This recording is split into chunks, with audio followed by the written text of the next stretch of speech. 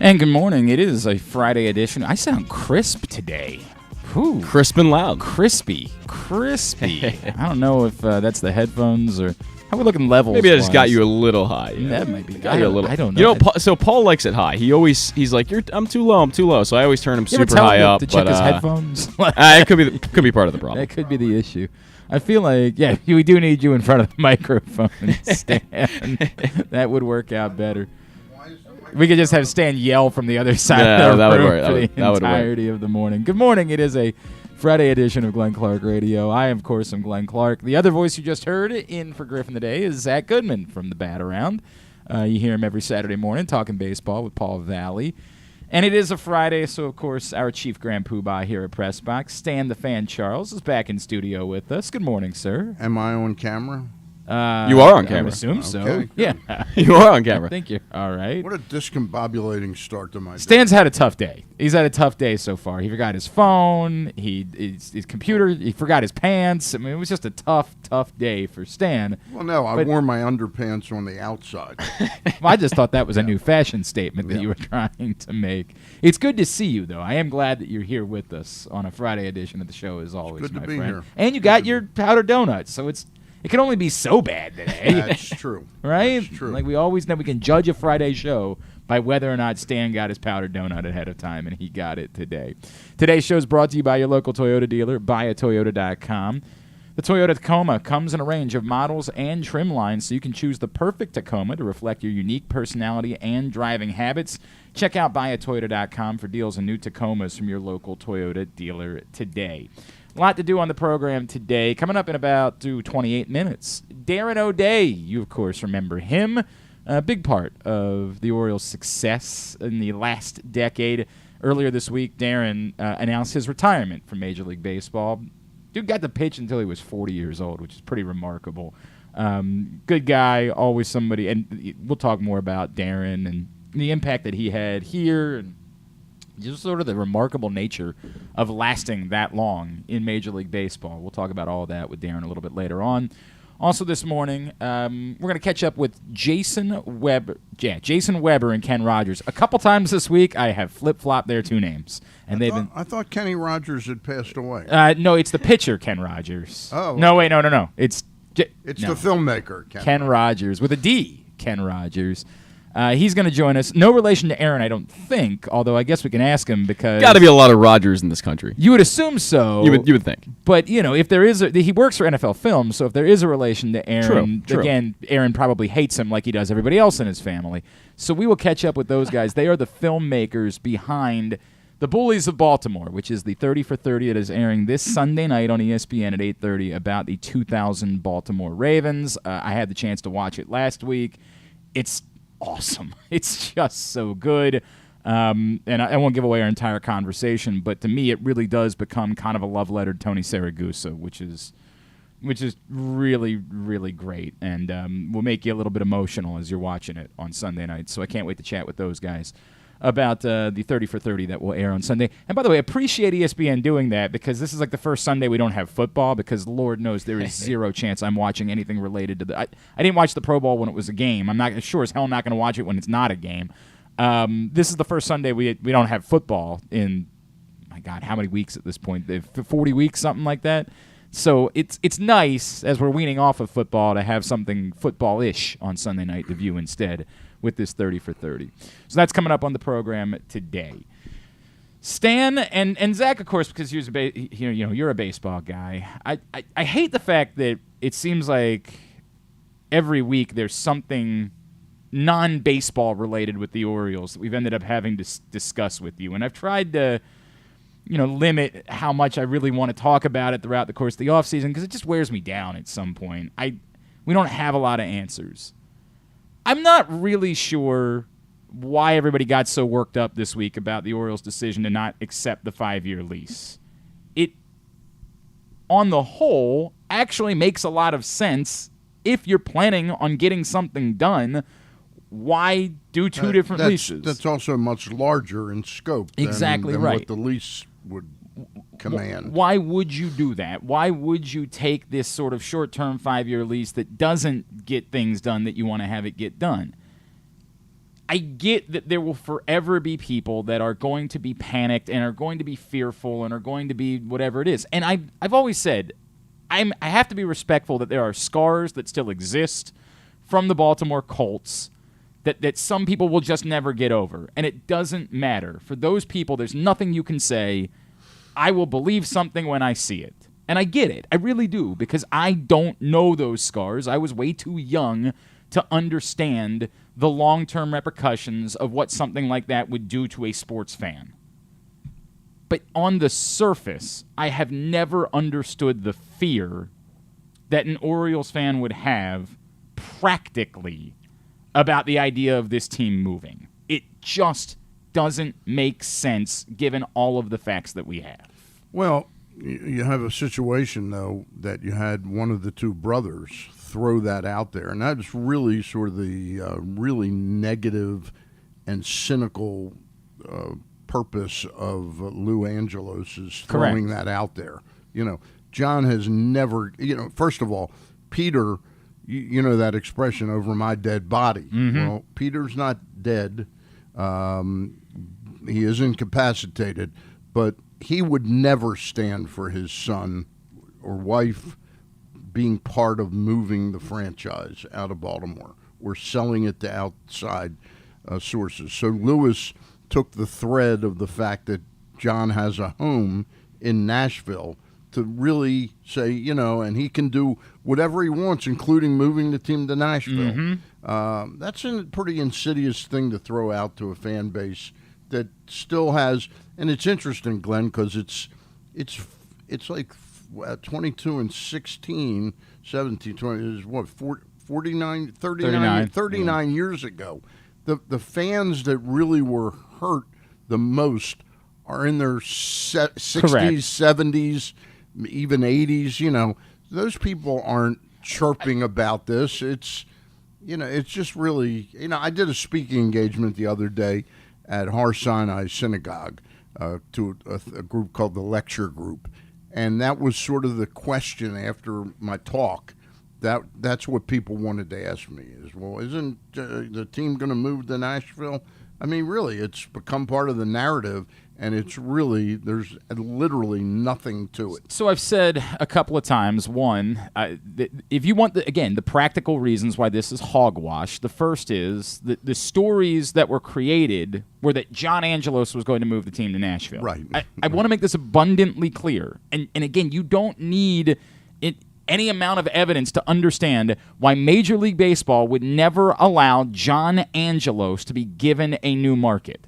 Now, this isn't a shot at John. This is the Angelos family has been a bit of a problem in the eyes of Major League Baseball. The issues between the Orioles and the Nationals have been something that Major League Baseball has been at least somewhat hurt by. It's something you're not supposed to do, is be involved with litigation with another franchise. It's not supposed to happen. Major League Baseball will not reward the Angelos family by saying, go ahead and have this other market that seems desirable. That won't happen, bar none. The follow-up, of course, being, well, they could sell to another group of owners who want to move to Nashville, which, one, shoots a hole in the idea that the Nashville story is about John Angelos. And by the way, while John Angelos maybe didn't want to talk about it, I did happen to notice his wife has offered commentary about the Nashville situation. Oh, good. Stan.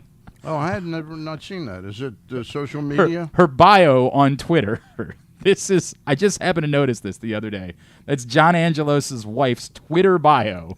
Says that's the point. John owns a home there, right? Because his wife has a career that centers around, in large part, Nashville. Her legitimate Twitter bio. This is Margaret Valentine, is John Angelos' wife. The bio on her Twitter account says, "The Orioles aren't moving to Nashville. I work there." Right? Let me throw one thing in as you talked about it, not rewarding the Orioles. The easiest thing for Major League Baseball right now, because they've had this litigation between the Orioles and the Nationals spill over for the last 4 or 5 years, would be to let the Orioles move to Nashville, because then that would open up the Masson situation where there would only be one team on Masson. Well, I'm not sure if the rules would still say that, like, Masson would also move to Nashville and the Orioles would still. I have no idea how that contract it wasn't is contemplated in the I have no doubt. Yeah.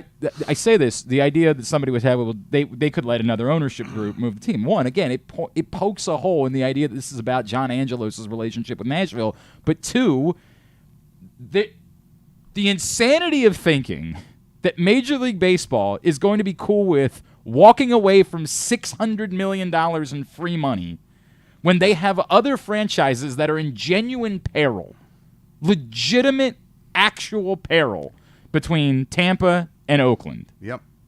That a team that is being given $600 million in public funds is just going to be allowed to go move and take up a market that they can hold over while they try to get $600 million in public funds from two other cities right now is nonsense. Yeah, and on top of that, you have Dave Stewart, former major leaguer, who is now kind of overseeing this Nashville transition thing for, another team coming into Nashville at a future date.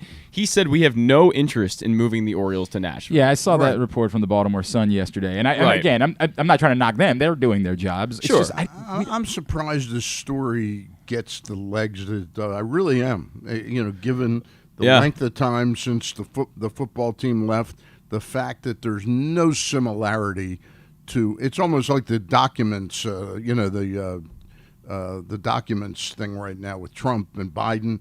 I mean, one is sort of accidental, buffoonish. The other is definitely directly, the guy has stated, these are my documents, and I'm taking them with me.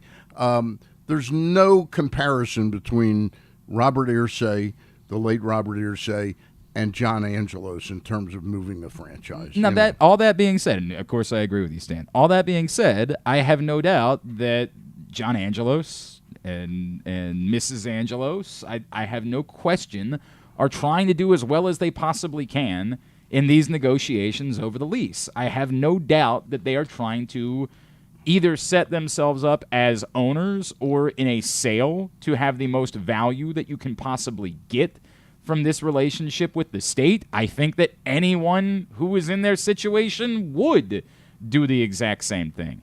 And I get that as a fan base, it's frustrating because you just want it settled. This goes back to what we talked about last week, Stan, which is, the comparison of, hey, it wasn't liftoff, but maybe they'll do it, will they be willing to do what's necessary at the deadline if they're in contention or next off season? And my sort of, I think so. Like, I'd like to hope so, but is there a possibility that this ownership situation will continue to just sort of linger over this franchise for another couple of years and will hurt their ability to maximize on the young talent that they have? And the answer to me is, I don't know. It's possible. So that part of it, I think, is extraordinarily frustrating for Orioles fans, and I get it. And I'm not telling you that you shouldn't be frustrated by it. I'm worn out by it. I would like for the conversations about the Orioles to just be about the team that's on the field. And, if they get off to a great start, who would be the guys that make sense? Who are the guys that you're looking at, that you're most trying to identify what their role is within the rebuild? I would prefer all of those things. But ultimately, these things still linger at this point. The problem being, at the end of the day, we're not going to get an answer, it doesn't seem like. Again, at some point, they're going to get a lease done because now there's a deadline now, right? Like, it has to be done by the end of this year. They're going to get a lease done at some point by the end of the year, and it's going to involve these things that the Orioles have talked about. There's going to be upgrades to the areas around Camden Yards. They have talked about that for 5 to 10 years. Yeah. The idea of building sort of a ballpark village, much like a lot of people have pointed out the comparison. Denver.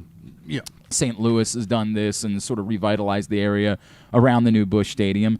These are priorities for the Orioles, and almost certainly, particularly given their relationship with the governor right now, they're going to get them done. Like, that's going to be a part of this thing. We would just like for that announcement to be now. Like, we would prefer if we didn't have to keep waiting to get that announcement so we could end these silly conversations. Listen, John has a pretty big ego, and I know John pretty well. We're not best friends or anything, but we are friendly. He likes to do audacious things, the Billy Joel concert, the Paul McCartney concert, and whatever the next concert is. He has this larger vision than was calculated by the efforts to upgrade both stadiums in conjunction with their signing leases, that freed up $600 million per team. Right. He doesn't want to stop it at upgrading the sound system at the stadium. Right. He has a larger vision of, and in fairness to Steve Bisciotti, because Bisciotti's apparently very content with taking the $600 million. This is no criticism of him. Mm-hmm. He doesn't have the larger vision because his team only occupies that stadium 10 days a year. Mm-hmm. The Orioles occupy it, for all intents and purposes, 6 months a year, even though it's only 81 games. But there's more skin in the game for the Orioles and what they need to get accomplished and can get accomplished. And I think that's what John is envisioning, is using that ballpark and the Orioles' renaissance on the field as being a means to make people feel more comfortable coming back down to Baltimore. I think that's part of it. I think it's significant. A reaction I saw yesterday from a number of people was, why does this team, and this was their words, not mine, but why does this team have to make things so complicated? That's the reaction I saw from 15, 20 people at least. And I think the reason for that is what you guys are saying. They want to be able to make that significant contribution to the ballpark and be able to do these things. It's not going to be as easy as just extending that 5 years. They want to make sure that they can get it in there that, hey, we're going to upgrade the scoreboard, the sound system, the food. We're going to make it an open concourse. Whatever they're going to do, I think they want to be able to make those changes and also keep those years at the same number. And I would go a step beyond that. I think they're looking for more revenue streams as well. Sure. I think we have to be practical about this. Very good point. I think that as much as this is about, John Angelos can say it's about the renaissance of Baltimore, whatever it is, and that's fine. And I'm not even trying to say that he doesn't have a vision that is about the role that the team plays within the city. Right. I believe but within that vision, correct. There is money for the Orioles to be made. You talked last week, Stan, about that this is on how much the attendance improves. Like that will go a long way to showing what the Orioles are going to be able to spend. Well, if you can create new areas of revenue around the ballpark that you own, or at least you are able to profit off of in a share with the state, if you create a apartment complex, if you create whatever it's going to be in this ballpark village that can live now for 365 days instead of 80 days, and it can encourage, maybe there's a entertainment venue, maybe there's something else that's involved. We all know there's going to be a sports book involved. And bars and restaurants and all of those things that drive people to get out of their homes and make the decision, hey, I'm not going to stay here in Cockeysville and go to a bar. Correct. I'm going to go down to Baltimore. And if you can, it's very cool down there. If you can create that, it opens up new revenue streams. And if that's the case in a small market where, again, there is a limit to how much revenue, we can say whatever you want to say about how the Orioles have handled the revenue that might be available to them, but you can't change the fact that it is a small market and there is another team now just down the road. That is something that makes sense for a franchise to do. Again, I'm not giving a pass to any decision that's been made in the past. I'm saying that you can understand why it is that a baseball team would look around and say, I need to do everything we can to try to create more revenue streams here. And if that ends up being the type of thing that can, in the future, go towards payroll, can go towards, then it's going to end up benefiting baseball players. Now, they have to prove that, of course. Just accepting at face value is something that I'm not going to tell you I'm absolutely going to do. Once upon a time, Slots was going to save Pimlico. We've had a lot of things that we've been told over the years that haven't borne out to be true. But I get it. I get why, in theory, it makes sense and why it would be something that the Orioles would want to do.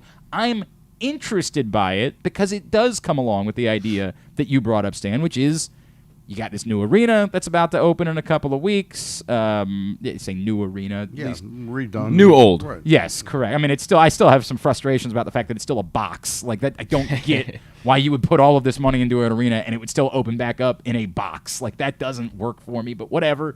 I trust Frank Remish. He's done a hell of a job. I have no doubt he'll continue to do a hell of a job, and they've already got Bruce Springsteen and Blink-182 and Chris Stapleton just announced yesterday. They're bringing in huge events. I love that.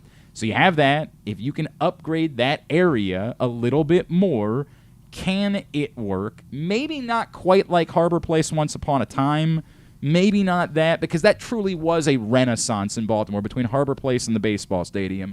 But the idea of a second renaissance, the idea of finding more reasons. Topgolf is already downtown. The casino has done a lot. Expanding the region to have more and more reasons for people to choose to come downtown. More and more reasons for the lights to be on, for there to be more people downtown, for people to, feel safer if you want to. Get feeling comfortable about coming into Baltimore. All of those things work for me. They're not just beneficial to the Orioles. They're beneficial to every business. They're beneficial to everyone that touches the downtown region. So I'm on board with all of those things. That is something that works for me.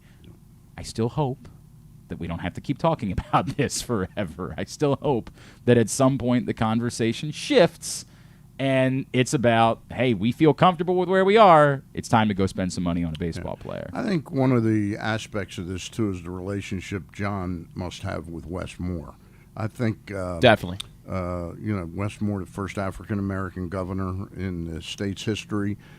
We did have Michael Steele, who was African-American, who was the lieutenant governor. Yeah. But I think Boyd Rutherford, of course. Yeah, and Boyd Rutherford, of course, who's done a lot of stuff in the sports world. But I think the idea that John wants this to be a win-win, and I think he really wants Wes Moore to get a big win out of it. We talked about that a little bit last week. That it's interesting the Ravens were willing to make the announcement before Larry Hogan departed office, right? And if you kind of understand some of the and politics having worked there, with Thomas Kelso, and right. Thomas is not going to be in charge of the stadium authority. So I think they were more inclined to get the deal done then, and the Orioles are more inclined to try to get a deal done now. Yeah. I think that all works out. The only part of this is there's a lot being in the Orioles negotiating this right now with John Angelos being in the lead. Mm-hmm.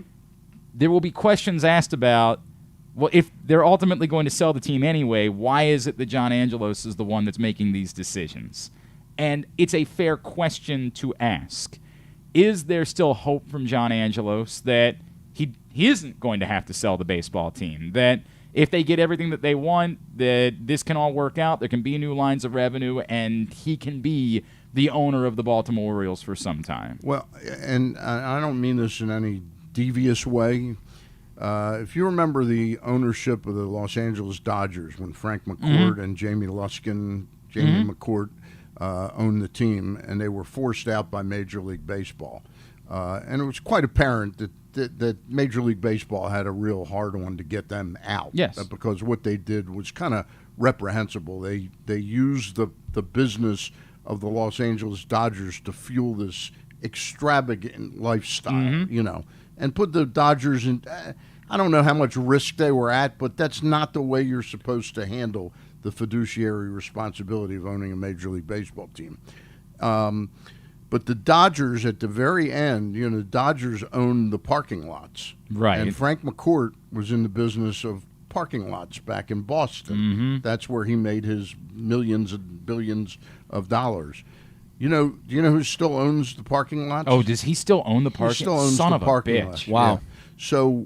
So what you're saying, with John being the sort of the ringmaster to creating this this entertainment section, perhaps John he's trying to set it up that set up a golden parachute that he has a stream of revenue. We sell the team, Yeah. but Interesting. I've talked to him about that, by the way, reminding him about who owns the parking lots. Right. Because, we're the concessions. Suppose John Angelos knows he's going to sell in 3 years and starts the JA hot dog stand, and leases the concessions. Well, if it brings back Coke to the ballpark, I think the fans would be on board with it. No, that's a great point though, because you've seen. But does it make the team less valuable, right? Like that's always the question in something like this. When the Dodgers are a major market team, right? Like the Orioles are not. There's always going to be a limit to something like that. We have thought for a long time that, hey, the Orioles are, of course, for sale, but you know what isn't? Masson. Masson's not for sale because that's the golden goose, right? They have the Nationals TV rights. They won't want to give up. You want to buy the ball club, by all means, buy the ball club, but you're buying something that has a limited amount of revenue available because they're not going to sell you Masson at the same time. So a similar scenario would be, do you go to this length to build this downtown event center, complex, whatever you want to call it, and then say, hey, if you want to buy the baseball team, by all means, buy Right, it. But right. this is all still mine. I'm not going to sell you that. And then you limit the number of interested parties in the baseball team because they say, well, hey, that's what makes the baseball team more valuable is that this is all part of the complex. I mean, I think John Angelos wants to do everything he can to make the city that much better because it benefits him in the long run, and it benefits the if he's the gonna be the politics owner of the baseball everything. team. Right. I mean, but even if he owns, say something the Orioles and the Ravens put in between the two stadiums and where the parking lots are now, say he owns that, like you said, he's going to profit off of that. And There that's are something. questions about the geography of all this because you can't just get rid of the parking. Correct. There has to be some parking available at the stadiums. So there definitely are reasonable questions, and this is where it gets ugly because you don't want to see anyone forced out of their homes. You don't want to see any, business owners forced out of their businesses. So there are questions that have to be asked about physically. Where do all of these things go? Yeah. Because there isn't. I've got to take a look, to be honest with you. It's been a while, but the first thing I'll be looking at around the opening day when I go down there will be is sort of, okay, where how would does this I work? envision? Right. Well, I mean, right now I can't envision it. You have half of the warehouse that's taken up by the Orioles office space, and then there are other things in the other half, and I'm not sure anybody really... You wouldn't want to bring down the warehouse itself. You wouldn't... That's not what I'm saying, but I'm just saying you can put things in there. I mean, there's probably, 6 floors, 7 floors? They run out the commercial space that they rent out. Exactly. You can kind of make that into a bar and, restaurant area inside that's there. That's not what they're envisioning. But probably not. No. You're right. And that's I just don't know where all this stuff goes just yet. So that's a great point. Just real quick, because I know we're going to have Darren O'Day on momentarily. But John, as I said, has a big ego, and I think his first and foremost thing, John is not scurrying around trying to figure where his next buck is coming from. He's very wealthy. He's taken care of. I think he has a genuine love for this city and puts it first.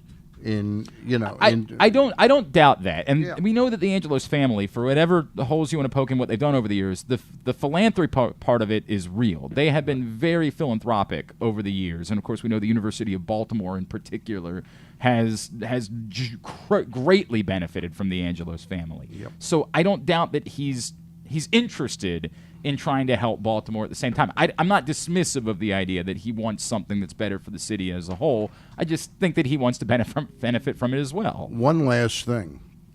John is a grand design person. Mm-hmm. His stewardship of what is happening on the field, all the talk about this would not be really possible if they were losing 100 games a year right now. We might think, in other words, his grand design had to be, I've got to get this team back where people want to come down and see it again. Right, and then pair everything else will follow. It's an interesting point. It's a very interesting point. All right, Stan the Fan Charles is in studio with us. Was it a good point, though? It's not a bad point. I think it makes sense. It's interesting in that I let's just say last year had gone poorly. I don't think that he would have abandoned any of it. I don't think he would have suddenly say, we're not going to try to do it any longer. But he's put it together where it's it times out much better that there is some interest in the baseball team. If they happen to be sitting at if Rio Ruiz was still the power hitter on the team. If they're 36-24 this summer and there's a feel, there's a life to this, and then they announce, hey, we got a big announcement coming up. It's going to be electric. Yeah. It's going to be... Definitely. The vibes will be immaculate on a day where they announce, we've come to the agreement, here's the lease, let's show you the blueprints of what we have in mind. If it's partnered with the baseball team playing well, everyone's going to be very excited about that. There's no question about that. I agree wholeheartedly.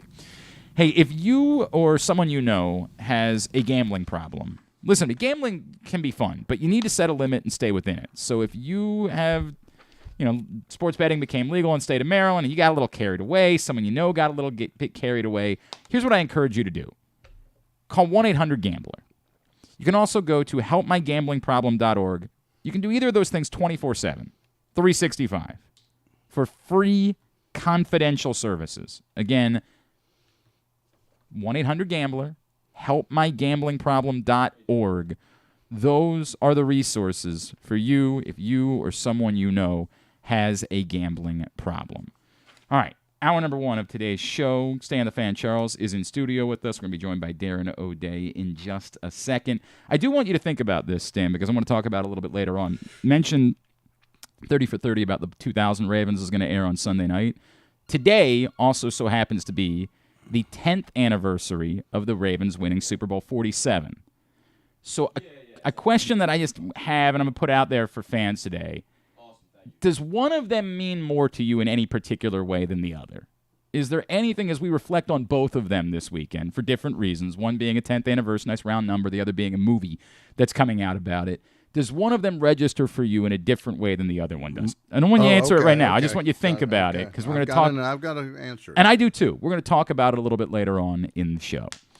But joining us right now, this man announced this week that he is hanging up the cleats after a hell of a run in Major League Baseball, which included, of course, some very fruitful years here in Baltimore. This man pitched from 2008 to 2022 in the big leagues, including, of course, the stint from 2012 to 2018 in Baltimore, where they did a fair amount of winning while he was here. He is, of course, former Oriole Darren O'Day, and he's with us now here on GCR.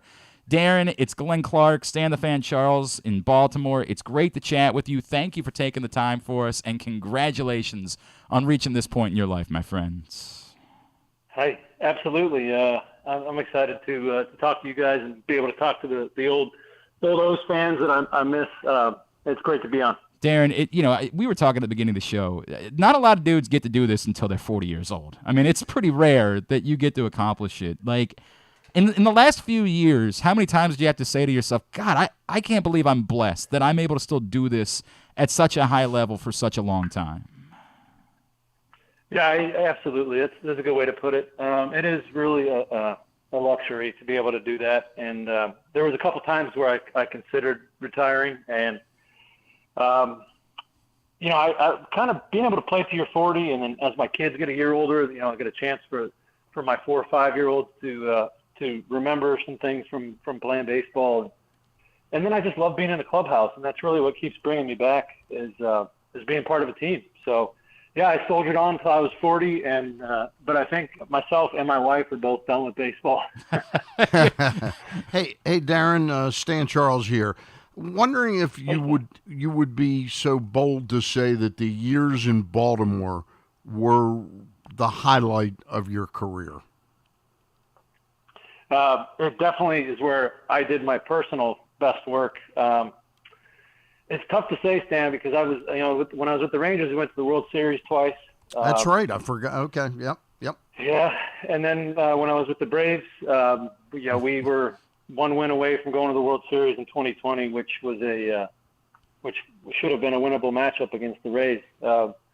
So I will say that. It's not really a hot take, but I just don't want to disrespect the other teams I was with. But for me, and especially being in that era of my career where, a lot of the guys on the team were younger guys without kids or just having kids, and we're all super tight, and we just had so much fun suiting up every day and playing together for so long. Hey, I'm just curious also, if I got the facts right on this, when Andy MacPhail retired as Oriole GM to go help his dad who was aging and soon would pass away, there was a lull before they brought in Dan Duquette. As I understood it, Buck Showalter was kind of like the Andrew Haig of the Orioles at that time and was sort of running things for a couple weeks. And did Buck Showalter bring you into Baltimore? You are correct. Yes, he was the acting GM for that short period of time. And I'll never forget, I was at my old house, I think I was organizing a dresser, and I got a call from, a Maryland number. So, yeah, it was him, and I believe Trip Norton or Ned Rice. And they were, that was one of their few roster moves. It ended up working out for 6 years. Yeah, it's so interesting you bring that up. Darren O'Day is with us here on GCR because I'm wondering what you were feeling about coming to Baltimore at that point. Of course, we all know what ended up happening in Baltimore. Right. But in November of 2011... wasn't an attractive place. This was not a place where a lot of guys wanted to be. Can you take me back to where you were at that point, what your expectations were, and how long it took before you said, well, actually, there might be something cooking here. And the trust you had in Buck Showalter. Yeah, sure. Yeah. Yeah, so the year before, I was in Texas, obviously, and I had a couple good seasons, and then I had a bad one. So I was pretty devastated when they let me go. Just being a young player, I thought I'd be there forever, and I thought, the good times would keep rolling. So, but I fell in hard times. I wasn't pitching well. I got hurt, so they cut me. And then Baltimore, Buck picked me up. And my only impression of Baltimore at that point is it's just insufferably hot in the middle of the summer. Mm-hmm. And the pitchers weren't great, but the hitters were really good. So that was my impression as an outsider, just being a young player. And then I thought maybe this is a good opportunity for you. It's not a great pitching staff at the moment. Maybe you can carve out a bigger role. And then as soon as I got to camp and I saw the young talent we had in camp, guys that were ready to break out. And then I saw how Buck was going to run the camp and really emphasize accountability and working hard and paying attention to details. I thought, okay, we got something here. If everybody buys into this, we're going to be pretty good. And that year, 2012, was so much fun. It was just kind of a carefree year where, a bunch of misfits just strapped them up and went out and let it all hang out. And I still feel like we should have won that 5-game series against the Yankees in the playoffs in 12. We totally don't ever think about the Nate McLeod thing ever around here, Darren. It never comes up in conversation. We've just totally gotten over it over the years.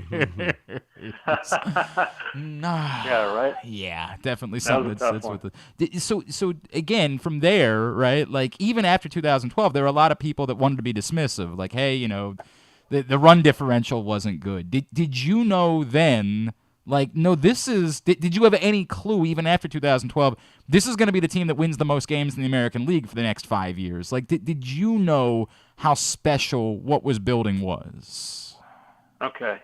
That would be a hot take if I could have predicted that. Right. I knew we were in the right spot of the talent window. Baseball has become cyclic where you have to, it's kind of like the NFL where you kind of have to have either a young quarterback that's good because they make too much money as they move on. You can't build a good team. So baseball is kind of the same way. It's cyclic. And we were right in the beginning of our winning window when I got to Baltimore.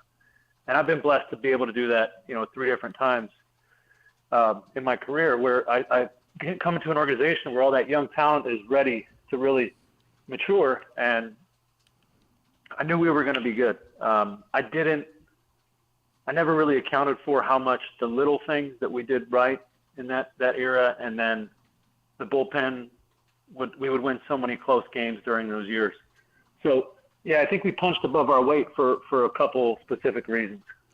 Darren, I've got to ask you a question. It's going to sound like it's a personal question, but I was born in Washington, D.C., and when I was 4 and 5 years old, I got to witness one of the first submarine pitchers.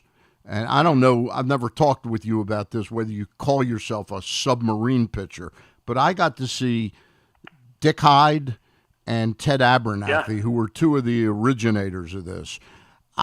When I was 40 years old, I went to Oriole Fantasy Camp in 1992, and I decided, well, I want to pitch. And I started throwing submarine, which I had done previously. But Buck Jackson, the late Grant Jackson, picked me as a pitcher on his team, and we ended up winning the championship. And he told me, he goes, I picked you because I saw you throwing under, submarine, and I knew you wouldn't hurt your shoulder. And damn if he wasn't right. I didn't hurt my shoulder, but the rest of my body was so in pain. And if I'm correct again factually, I don't think you've ever had any type of significant arm injury, but the submarine motion, could you talk to us about how difficult that is on the body? Absolutely. Yeah, Stan, I'm glad that you admitted the rest of your body was sore. 'Cause it still hurts. The only thing I've had, I did tear my shoulder labrum when I was a young player. And I learned how to take care of that. I never had to have surgery. And then I did have a flexor tendon problem, which is in the elbow later on in my career. But for the span of time I played, not having an arm surgery is pretty special. So, Yeah, the submarine. I don't really have a preference whether you call it submarine or sidearm. Yep. Or underhand. Yep. Whatever gets the guys out. I'm past trying to look cool. If anybody's seen the way I pitch, they understand that. But it is tough on your body. You have a certain body type works better. Somebody that's really loose, kind of long. Mm-hmm. Somebody that has a longer arm action. Is I've kind of a trend I've noticed in a lot of guys. The short arm action guys, besides a few, generally don't work as sidearm guys. And then you really have to be not that good throwing overhand. That's one of the keys as well. If you're too good throwing overhand, you're never going to experiment with sidearm.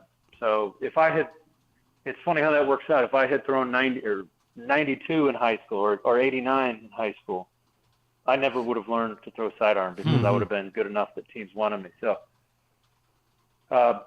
it's kind of going to be your last resort, and you really got to buy into it. Yep. Like a knuckleballer, you got to really, you're making a major sea change to how you present yourself. Worked out okay for Darren, by the way. Worked out all right for him. Darren O'Day is with us. He announced his retirement from baseball this week. Darren, the relationship that you shared in Baltimore with this fan base, I don't want to say middle reliever because you're obviously a late inning reliever, but you weren't a closer, of course. And in the history of the sport, typically relievers that aren't closers are, for the most part, nondescript, right? They're not the most celebrated guys. But you were really a beloved figure here in Baltimore for a few years. Can you kind of tell me about that relationship with this fan base and how special that was for you? Yeah, I think, one thing I've noticed is a lot of people in Baltimore especially, tell me my mom or my sister or my brother doesn't know much about baseball, but when you pitch, they know it's you. They recognize the motion, sure, yeah. Yes, they love that, it's different, and they see it a lot, so the familiarity with that. And then just how serious –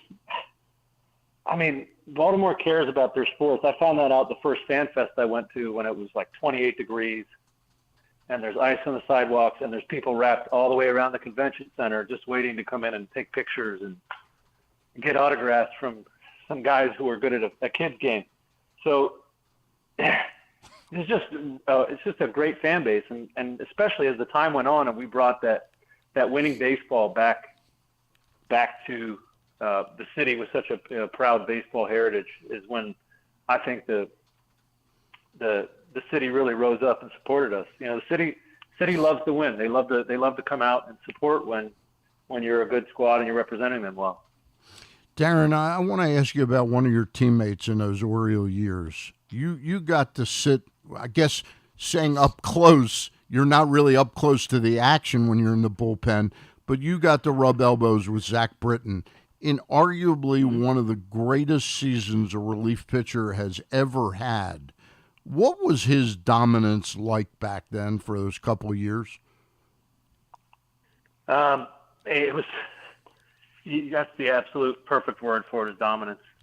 And it's funny, I went on to play with Zach later on in my career in New York as well, and we got time to reminisce about the good old days, the season, the spring training. He was learning to be a reliever, and he didn't know you had to wait for the manager to call you out of the bullpen to run out to the mound. And he didn't know how to warm up, and he's freaking out. How many warm-up pitches do I throw? How many fastballs? How many sliders? He was just a high-energy guy, and I think Zach would think about his starts so much in between starts that it would kind of psych him out. Yep. And that's the mental game is such a big part of the major leagues. Everybody's physically talented. I think Zach he's matured to handle being a starter, but he's a pretty dang good reliever, so I think he's going to stick there. Yeah. But this is a long way of saying to tell you guys how far he came from a struggling starter, a guy who didn't know how to warm up, and then he started the previous year as our long guy just to throw him in the bullpen and see how good he was. And Tommy Hunter was our closer. Tommy didn't pitch poorly, but Zach just pitched so well that we figured out, hey man, this guy's throwing 97-mile-an-hour splitters. And the hitters are walking away from the plate shaking their head thinking he's stuffing the ball. or he's cheating, or he's doing something that they don't know about. And no, it's just because he's got these tiny little T-Rex arms, and he almost hits his ear when he throws, and it makes the ball do crazy stuff. We now know it's seam shifted wake and all sorts of fancy analytical stuff, but the guy, all he had to do those years was just throw the ball over the plate, and nobody was hitting it. It was as close to Mariano as you'll ever get. Yeah.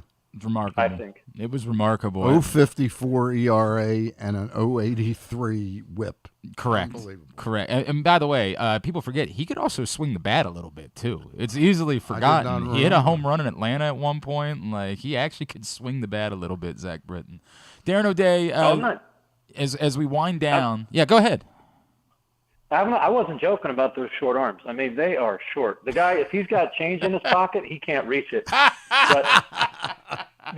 And if you think to be able to throw that hard with the short arms, and he's one of my dear friends, so I know he's going to take this well, you have to be moving pretty fast. So Zach is an extremely good athlete. He's all fast twitch.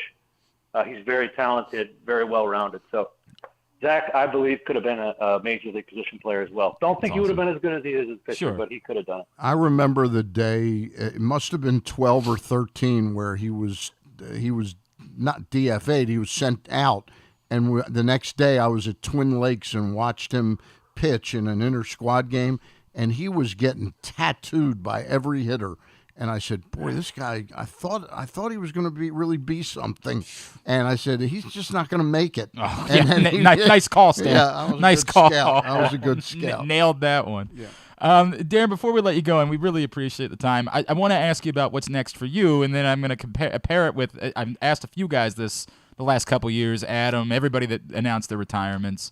How retired are you if Buck were to call in July and say, we're in the throes of this thing, I could use a few innings to get us over the hump? Or Brandon. Yeah, sure, even Brandon, right? We could take that here. But, particularly given your relationship with Buck, by the way, the irony of it being at Citi Field, where once upon a time he pulled that prank on you with the unicycle, which was one of our favorite things.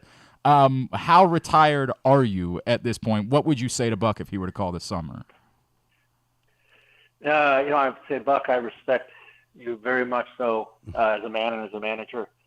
But the only good thing that's going to come out of that, me coming back, is another surgery and insurance from another year. So, no, I'm fully retired. I am not going to Tom Brady this one because I think my wife might divorce me. And I just don't, you got to throw, you got to build up to the season. I haven't done any of that. I still work out, but it's my kind of fun workouts instead of these functional strength workouts. And I'm hanging out with the kids, playing a little golf, mountain biking. I like to cook, and I think I might do a little bit of broadcasting or radio this next season. That's what I was going to ask you. You'd be an excellent broadcaster, Darren. Oh, thank you. Yeah, you make a really good color analyst. Is that something you're telling? Like, is there a team that you're going to be working with that you know of? It's not solidified yet. Okay. But I'm thinking I'm going to dip my toe in here this year. Very see if good. I'm any good at it. Very good decision. They will be very lucky to have you. There's no doubt about that. Darren, is there anything else that you're involved with? A charity, something like that we can plug for you? We really appreciate you taking the time for us. No, guys. My charity is taking care of my kids. I should start a charity. Being a dad is harder than being a major league player. I can tell you. Man, you're telling me.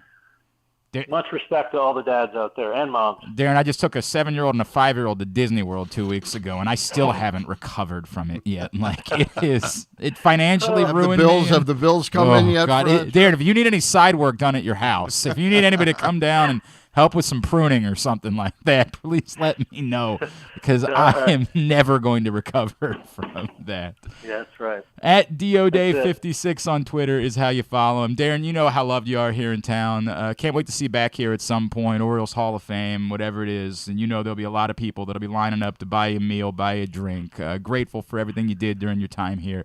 And thank you so much for taking the time for us. Congratulations on calling it a career. Hey, thank you, guys. Enjoy the time. Take care. I'll see you guys soon. Okay. Darren O'Day with us here on GCR. Great stuff. That was a lot of fun. Appreciate him coming on with us this morning. There's been some debate this week about is Darren O'Day an Orioles Hall of Famer? And all I keep saying back is, like, what is the argument against? Like, well, when you look at some of the other players in the Hall of Fame, you start to wonder why they're there. He's more qualified. He's quite a bit more qualified than many others. Like, what in the world would the argument be for not having Darren O'Day in the Orioles Hall of Fame? My God. A key player on really good teams. No debate about that in my mind whatsoever, and a great dude. Appreciate him. He will be a good broadcaster. Oh, he'll be a damn good broadcaster. I was thinking that the entire time during the interview that he has that voice. He's so well spoken. He's very articulate. So I think he is gonna do very well. Reminds me a little of Lowenstein. Okay. Probably not quite the weird sense of humor that John had. Well, and that's I think the presentation. I think every time all of us talked to Caleb Joseph, we said, "Dude, you can play baseball for as long as you want, but we all know what your real calling is going to end up being. Right. He'll make a lot more money. 1,000%. Yeah. Darren O'Day, Caleb. of course, had a far better career, and we didn't think that way. But there's no doubt what you said is 100% accurate. He is going to be perfect in that role, and has, of course, he's married to a broadcaster, right? Like he's watched how TV works for a long time in his own house. I think he will be perfect in a role like that. Appreciate Darren O'Day hopping on with us this morning. If you've not signed up for sports betting yet, or let's just say, for example, you signed up for DraftKings, or you signed up for FanDuel or BetMGM or something like, you signed up for one, but you haven't signed up for some others. What you should do right now is wander over to PressBoxOnline.com/offers. And so if you've never signed up for Caesars before, you can click on the link and bet as little as $20 and get a $100 free bet. But you got to go to PressBoxOnline.com/offers right now in order to take advantage of it, because these offers will not last forever. When we come back in, I want to pose that question that I teased to you, Stan. Yes? Just wanted to add one thing. Darren O'Day earned $49,673 in his career. He's going to be okay. He's going to be all right. He doesn't. He should have offered to pay for your trip. Right, my trip to Disney World. He doesn't need to be in a rush to do anything else at this point in his life. He's going to be just fine. He can take his kids to Disney every summer or every winter. We'll come back in. We'll talk about the two Super Bowls that were both being celebrated this weekend. 10th anniversary of Super Bowl XLVII, a movie coming out about the 2000 Super Bowl. Does one of them mean something a little bit more to you for some particular reason? I want to talk about that next. Stan the Fan is here. It's Glenn Clark Radio. Gambling can be a fun and entertaining experience, but there are risks involved. If you're planning on betting on the game at the casino or on your phone or computer, know your limit, stay within it. Set a budget and a time to stop. Remember, gambling isn't a financial solution, and it doesn't mix well with alcohol or drugs. Know the risks and have a plan before you begin gambling. For free and confidential services, call 1-800-GAMBLER 24/7 or go to helpmygamblingproblem.org. Whether your focus is luxury and comfort, convenience and technologically advanced connectivity, or sporty performance and aggressive styling, we've got the perfect Highlander for you. Check out buyatoyota.com for deals on new Highlanders from your local Toyota dealer today. There's something for everyone this February at Laurel Park. Come watch live horse racing every Friday through Sunday and join us on Saturday, February 18th for the Winter Stakes Spectacular, featuring 6 stakes races and $900,000 in purses, including the General George and Barbara Fritchie Stakes. The fun doesn't stop there. Stick around for our winter Mardi Gras celebration with live music, delicious food and drinks, and a carnival atmosphere. Plus, don't miss out on President's Day holiday racing on Monday, February 20th. Visit laurelpark.com for more info. That's laurelpark.com for more. See you at the track. Stan the Fan here, welcoming back one of my favorite sponsors, the Costas Inn. And everybody around Baltimore knows the Costas Inn is a great place to go and grab crabs, steaks, salads, soups, whatever's on your mind to eat in person. But did you know that the Costas Inn has upped their game? They are now one of the premier takeout places in Baltimore. Give them a call now to order your food, 410-477-1975. That's the Costas Inn over 4100 North Point North Boulevard. Another Orioles season is in the books, and the Bataround was there every step of the way as the Birds posted their first winning season in 6 years. And after promoting 2 #1 overall prospects in Adley Rutschman and Gunnar Henderson, Mike Elias has said it's liftoff from here. Hi, I'm Paul Valley, and along with my co-host Zack Goodman, we'll be here every Saturday from 10 a.m. to noon all off season, discussing every signing, trade, and waiver claim as we navigate the cold winter months that lead to spring training. You can watch us at youtube.com/PressBoxOnline and Facebook.com/PressBoxSports, or listen live at PressBoxOnline.com/radio. And if you miss a show, you can find us anywhere you get your podcasts. So tune into the Bataround with Paul Valley and Zack Goodman every Saturday from 10 a.m. to noon right here at PressBox Sports. If you can't listen or watch live, you can subscribe to the show via Spotify, Amazon, or Apple Podcasts. Leave a 5-star review while you're there. Or, if lying isn't your thing, we'll take a 3.5-star review too. All right, back in here on GCR. Stan the Fan is here. Zack Goodman's in for Griffin today. Let's let you guys plug some things. Zack, what's coming up on the Bataround tomorrow? So I will not be here on the Bataround tomorrow. Right. Ryan Blake will be, I Yeah. will be in Virginia, and Ryan Blake will be filling in. So Ryan always does a great job. I need to get Ryan something or do something for Ryan because he's been there for me when I can't be there so many times now. So I appreciate that. Does he still do his own podcast? Yeah, so him and Paul actually Okay. are teaming up to do that. Give a Fan a podcast which is with Utah Street Report, I believe. Okay. So that's Very a cool. very, very good podcast Very if you cool. haven't listened to it yet. And they've been doing the Family Feud Orioles trivia for the past about 2 months. Oh, I like that. And Paul and I are now in the championship. Oh, look So at that. We're doing good. Look at you guys. Very good. Stan the Fan. Monday night, I have Assistant General Manager Eve Rosenbaum. Okay. With Ross and I. Enjoyed on Monday conversations at with 6 Eve. o'clock, and then 7 o'clock on Thursday, Gary and I will have Jim Ferry, the head coach at UMBC. UMBC. And in fact, the following Thursday, the 16th, we will have on Commissioner Jackie Williams of the CIAA, yep. and Al Hutchinson from Visit Baltimore. Visit Baltimore. Excellent. Of course, CIAA tournament will be the first event at the newly remodeled, what do they call it? CFG Bank Arena, I believe, if I remember correctly. That's correct. That's what it's being called now.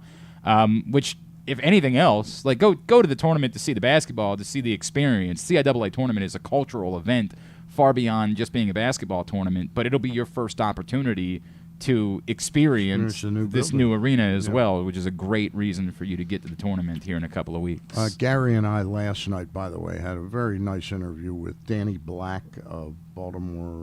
Baltimore Sports Collectibles. Collectibles. Danny really is an expert at that stuff. He's great. No doubt about that. And, of course, if you have not picked up the print issue of PressBox yet, only about 10 days or so left for you to go out and get this one. So go do it right now. Your neighborhood Royal Farms, any of the hundreds of locations around town where you find PressBox. That's Adley Rutschman, our MoGabba Sports Person of the Year, on the cover, our Best of 2022 issue of PressBox. All right, so I posed the question. We're celebrating both Ravens Super Bowls this weekend.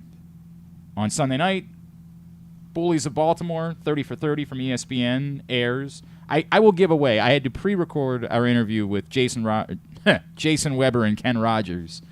And they let me know, by the way, that not only will you be able to watch the Bullies of Baltimore on Sunday night on ESPN, but then at about the same time, they're going to put on ESPN Plus an uncensored version of Bullies of Baltimore. And if you remember the personalities on that 2000 Ravens team, you might understand why there's a need for a censored and uncensored version of Bullies of Baltimore. You might remember, for example, something that Brian Billick said in the locker room after a game in Nashville that they wouldn't be able to put on ESPN on Sunday night. So you can watch it on ESPN on Sunday, but they're also going to do an uncensored version on ESPN Plus.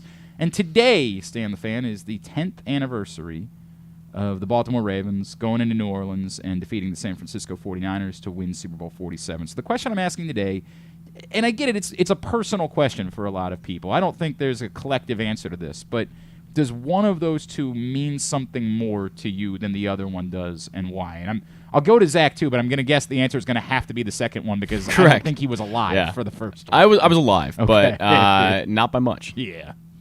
My answer to that is obviously the first one because of what Baltimore went through. Yep. with the loss of the Colts. And it's interesting. The loss of the Colts really took place when Carol Rosenblum traded the franchise for the Los Angeles Rams. That was the loss of the Baltimore Colts because it had gone from sensible, smart running of a football team to a drunken buffoon. But having gone through the 13 years without pro football, which when I think about it, it seemed like a much larger swath of life at the time it was going on. Like, wow, we haven't had football here in so long. Now I think about it, it's pretty amazing, I mean, the new Cleveland Browns are like 23 years old, 22 years old? Yeah, something like that, because they came back in 98 or 99. Which year did they come back? I think it was 98. 98, I believe. Yeah. So they're 24 years they've been in existence. It's pretty remarkable. Yeah. It's pretty remarkable to think about. But they're in the good hands of Jimmy Haslam and Deshaun Watson now. Yeah, what else can you ask for? What else could you ask for as a fan? Zach, I'm assuming the answer is the second one because you remember it. No doubt. I remember it very well, actually. And, I just remember, obviously, the emotion that comes with that. I mean, I hadn't really seen the Ravens do anything like that before. I mean, I didn't really have too much consciousness during the 2000s Super Bowl win. So, I mean, it meant a lot to me as a young Ravens fan, and I hope to see it again. I mean, let's hope that, and once more in my lifetime, at least, the Ravens will do this, where I'll be able to remember it at an even greater capacity. So a couple of the answers that came in from Chris. Chris says, Glenn, it might have something to do with age. I was about 7 when the Ravens won the first Super Bowl, but admittedly, the second one, because of what happened in New England the year before, will always stand out to me significantly. Yeah. The heartbreak of everything that we had experienced previous to that. When I was 7, I had no idea. It didn't really matter to me if the Ravens won or lost. Somebody else brought that up that wasn't 7. Somebody else, hang on a second. Dave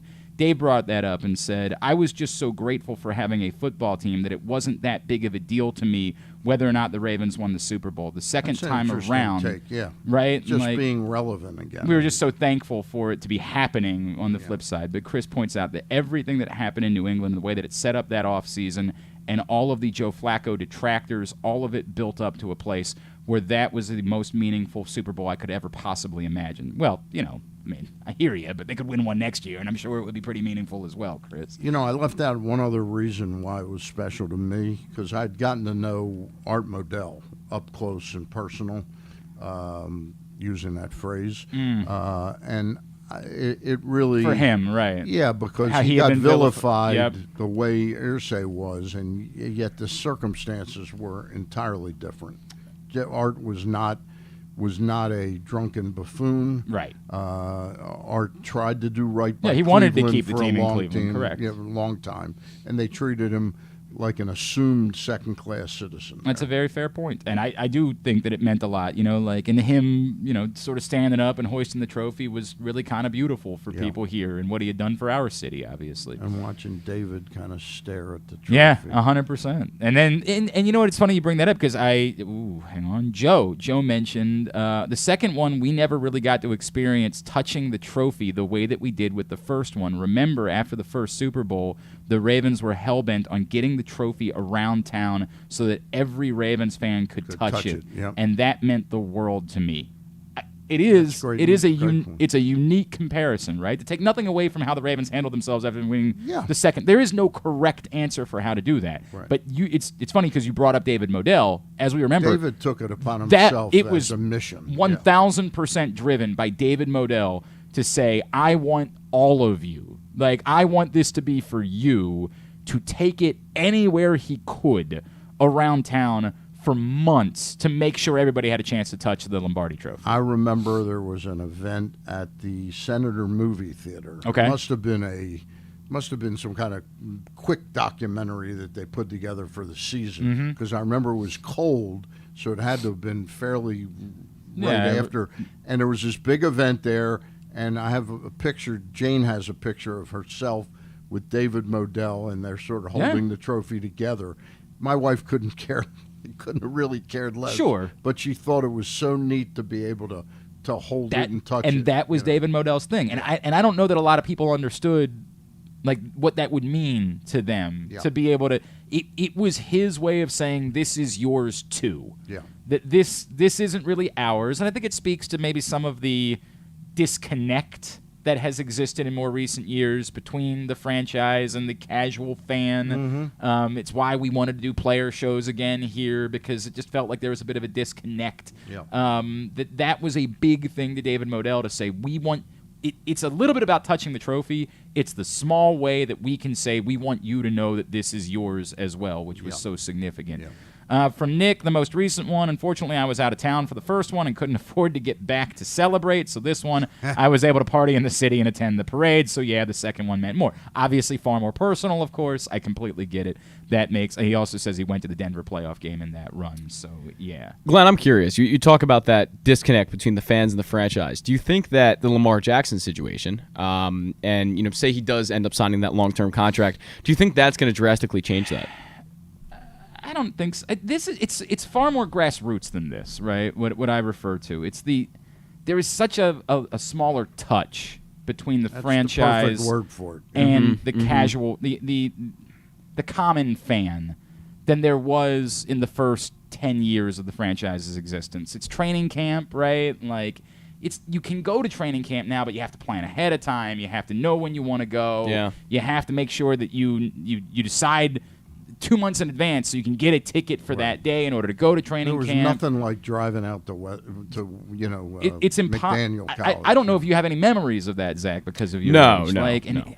What would have the final year been? 2010 would have been the last year of training camp in Westminster. It was like a mini vacation day. Going out there. You could wake up on a Saturday morning, say, I don't really have any plans today, get in a car and drive out to Westminster and touch the Baltimore Ravens. I mean, literally, the players would come over afterwards and sign autographs and things like that. There's nothing like that. There's no ability for someone to do that now. I mean, I guess when they do their stadium practice, they had all the passes claimed for the stadium practice last year, too. It was in like 3 minutes, too. There's no day that you can just wake up and say, I don't have plans today. I'm going to take my kids to go touch the Baltimore Ravens, which was such a huge part of the grassroots, portion of building a fan base and getting this city to fall in love with the franchise. It was like an extension of the Baltimore Colts. Yes. And the sentimentality that they had. Which Steve Bisciotti said was really important to him because he, of course, grew up a Baltimore Colts fan and wanted people to be able to experience it. And this is not, I've said before, it's not a knock. It's just, they've decided this is a better way for them to go about preparing for the season. And that's, I can't say that it isn't. I don't know that definitively. But I also think it's how times have changed in general. If you know what I mean. There's far fewer teams that do that in general, right? I think the Pittsburgh Steelers still go to a college local or go to Latrobe, whatever it is, to do the training. Commanders, to the Redskins. They train in Richmond, and I do still think you can just decide that you want to go. Now it's a bit removed, right? Like it's not 25. If you're living in Upper Marlboro, it's tougher to wake up on a Saturday morning and say, I want to go, touch the Commanders. You got to make plans Friday night to essentially, but it's it's still a little bit better, I guess, than the scenario here.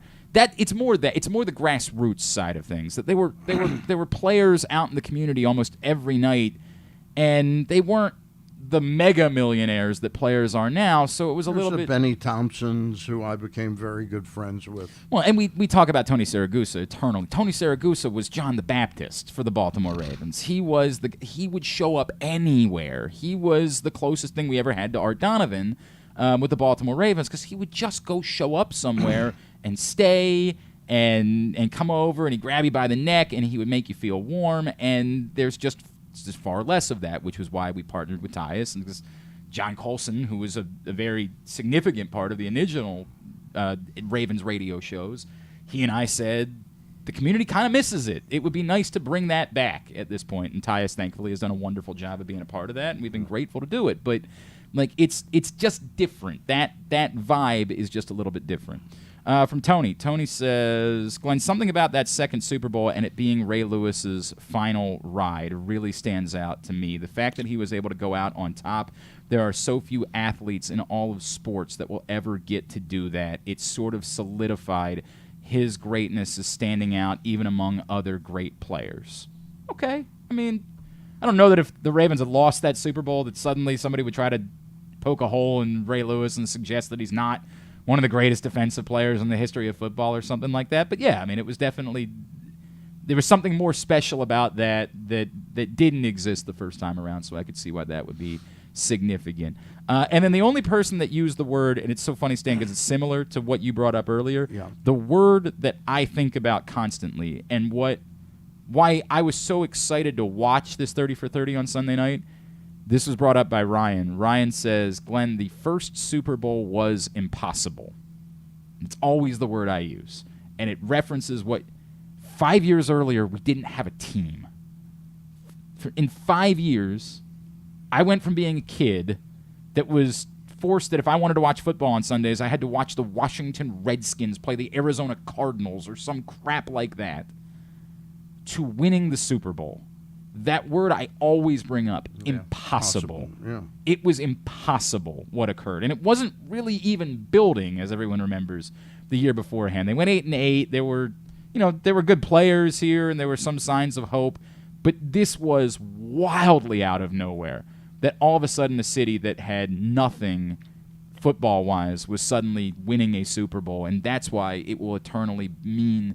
Like, I was on the field when the Ravens won the Super Bowl in New Orleans, right? Like, on a personal level, I was, very involved. I hosted player shows that year. But as far as what it means to me, the Ravens fan, there will never be a comparison to the 2000 Super Bowl. What happened there was a miracle. A miracle that franchise had, in such a short amount of time, gone from being the moribund Cleveland Browns to suddenly being maybe the greatest defense in the history of football, and giving us that joy in Tampa that night. So that will eternally be my answer to that question. Continue to get me yours at Glenn Clark Radio on Twitter. We'll share some thoughts throughout the day as both of those, again, the 10th anniversary of the Ravens winning the Super Bowl 47, and, of course, Bullies of Baltimore airing Sunday night on ESPN. All right. Today's show is also brought to you by, well, again, I'll keep saying, PressBoxOnline.com/offers. There are so many great offers available, and look, I'm telling you, these won't always be out there. I keep trying to explain that. It's very difficult to explain. There is not a date that they've told us, hey, look, these offers are going to be gone come October or something. I don't know when it's going to be, but this is the way that it works. When a state legalizes sports betting, all of these companies come in with these amazing offers, and then at some point, they think that they've signed enough people up. They think that they've gotten the bulk of everybody that's going to sign up for sports betting, and they move on to another state, somewhere else where they legalize sports betting. So don't miss out on free bets, on free money in some cases.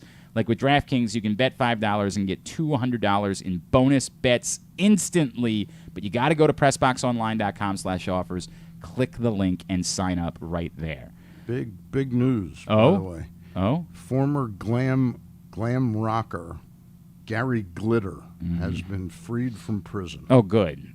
He's 79 years. He's a really good guy. So sounds like it. He's a really Glenn, you cover him on your fella. show all the time. So well, I actually have gone on some really significantly. Oh, this is the irony good. of this is I've gone on some diatribes over the years. Maryland brought back Rock and Roll Part 2 this season, and it bothers the hell out of me. Like are you going to play an R. Kelly song next? Is that the next plan? Like, at some point, I get it. The song's a bop. I understand. Everybody loves doing the na-na-na. I understand. But at some point, you got to be willing to say, hey, there are other songs that maybe aren't made by serial pedophiles. Maybe we could choose someone else to play a song and create some tradition for. So there is irony there that I have gone on some lengthy diatribes about Gary Glitter over the years. We come back in. We're going to talk about the Super Bowl matchup. It's the Chiefs are going to play the Eagles next Sunday. I'm not all that juiced about it, Stan. We're going to talk about that next. It is a Friday edition of Glenn Clark Radio. The Baltimore County Police Department is hiring. Entry-level officers start at over $60,000 and over $64,000 for lateral officers, with $10,000 signing bonuses available. Plus, cadets start at over $32,000. Great benefits are available like medical, dental, and vision insurance, tuition reimbursement, 15 sick days per calendar year with no limit, career advancement to more than 20 specialized units, and more, with further incentives for military service members and veterans. A passion for service, a career for life with the Baltimore County Police Department. Find out more at joinbaltimorecountypd.com or call 410-887-5542. Must be a United States citizen, have a valid driver's license, and a high school diploma or GED equivalent. The latest edition of PressBox is available now, and it's our annual Best Of issue. On the cover, we recognize Orioles catcher Adley Rutschman as our 2022 Mo Gabba Sports Person of the Year, and he sits down with us to discuss how his arrival in Baltimore was simultaneous with the Birds' turnaround. Also inside, we recognize the top people, performances, and moments of the year throughout the local sports scene. PressBox is available for free at over 500 area locations, including 60 Royal Farm stores, and you can always find the entire edition as well as the best daily coverage of the Orioles, Ravens, and Terps at PressBoxOnline.com. There's something for everyone this February at Laurel Park. Come watch live horse racing every Friday through Sunday and join us on Saturday, February 18th for the Winter Stakes Spectacular featuring 6 stakes races and $900,000 in purses, including the General George and Barbara Fritchie Stakes. The fun doesn't stop there. Stick around for our Winter Mardi Gras celebration with live music, delicious food and drinks, and a carnival atmosphere. Plus, don't miss out on President's Day holiday racing on Monday, February 20th. Visit laurelpark.com for more info. That's laurelpark.com for more. See you at the track. That first sip. That first bite. Start your day off right with a delicious breakfast at Royal Farms. Choose from a fantastic selection of fresh Royal Farms breakfast sandwiches and top it off with a rich hot cup of the freshest coffee in the world. At Royal Farms, breakfast is available day and night. It's the freshest breakfast in the world. Real fresh, real fast. Royal Farms. Stan the Fan here, welcoming back one of my favorite sponsors, the Costas Inn. And everybody around Baltimore knows the Costas Inn is a great place to go and grab crabs, steaks, salads, soups, whatever's on your mind to eat in person. But did you know that the Costas Inn has upped their game? They are now one of the premier takeout places in Baltimore. Give them a call now to order your food, 410-477-1975. That's the Costas Inn over 4100 North Point Boulevard. Tune in to Simply the Bets every Tuesday and Weekend at Bookies every other Thursday at 11:40 a.m. And if you really have nothing better to do, keep listening to this show too.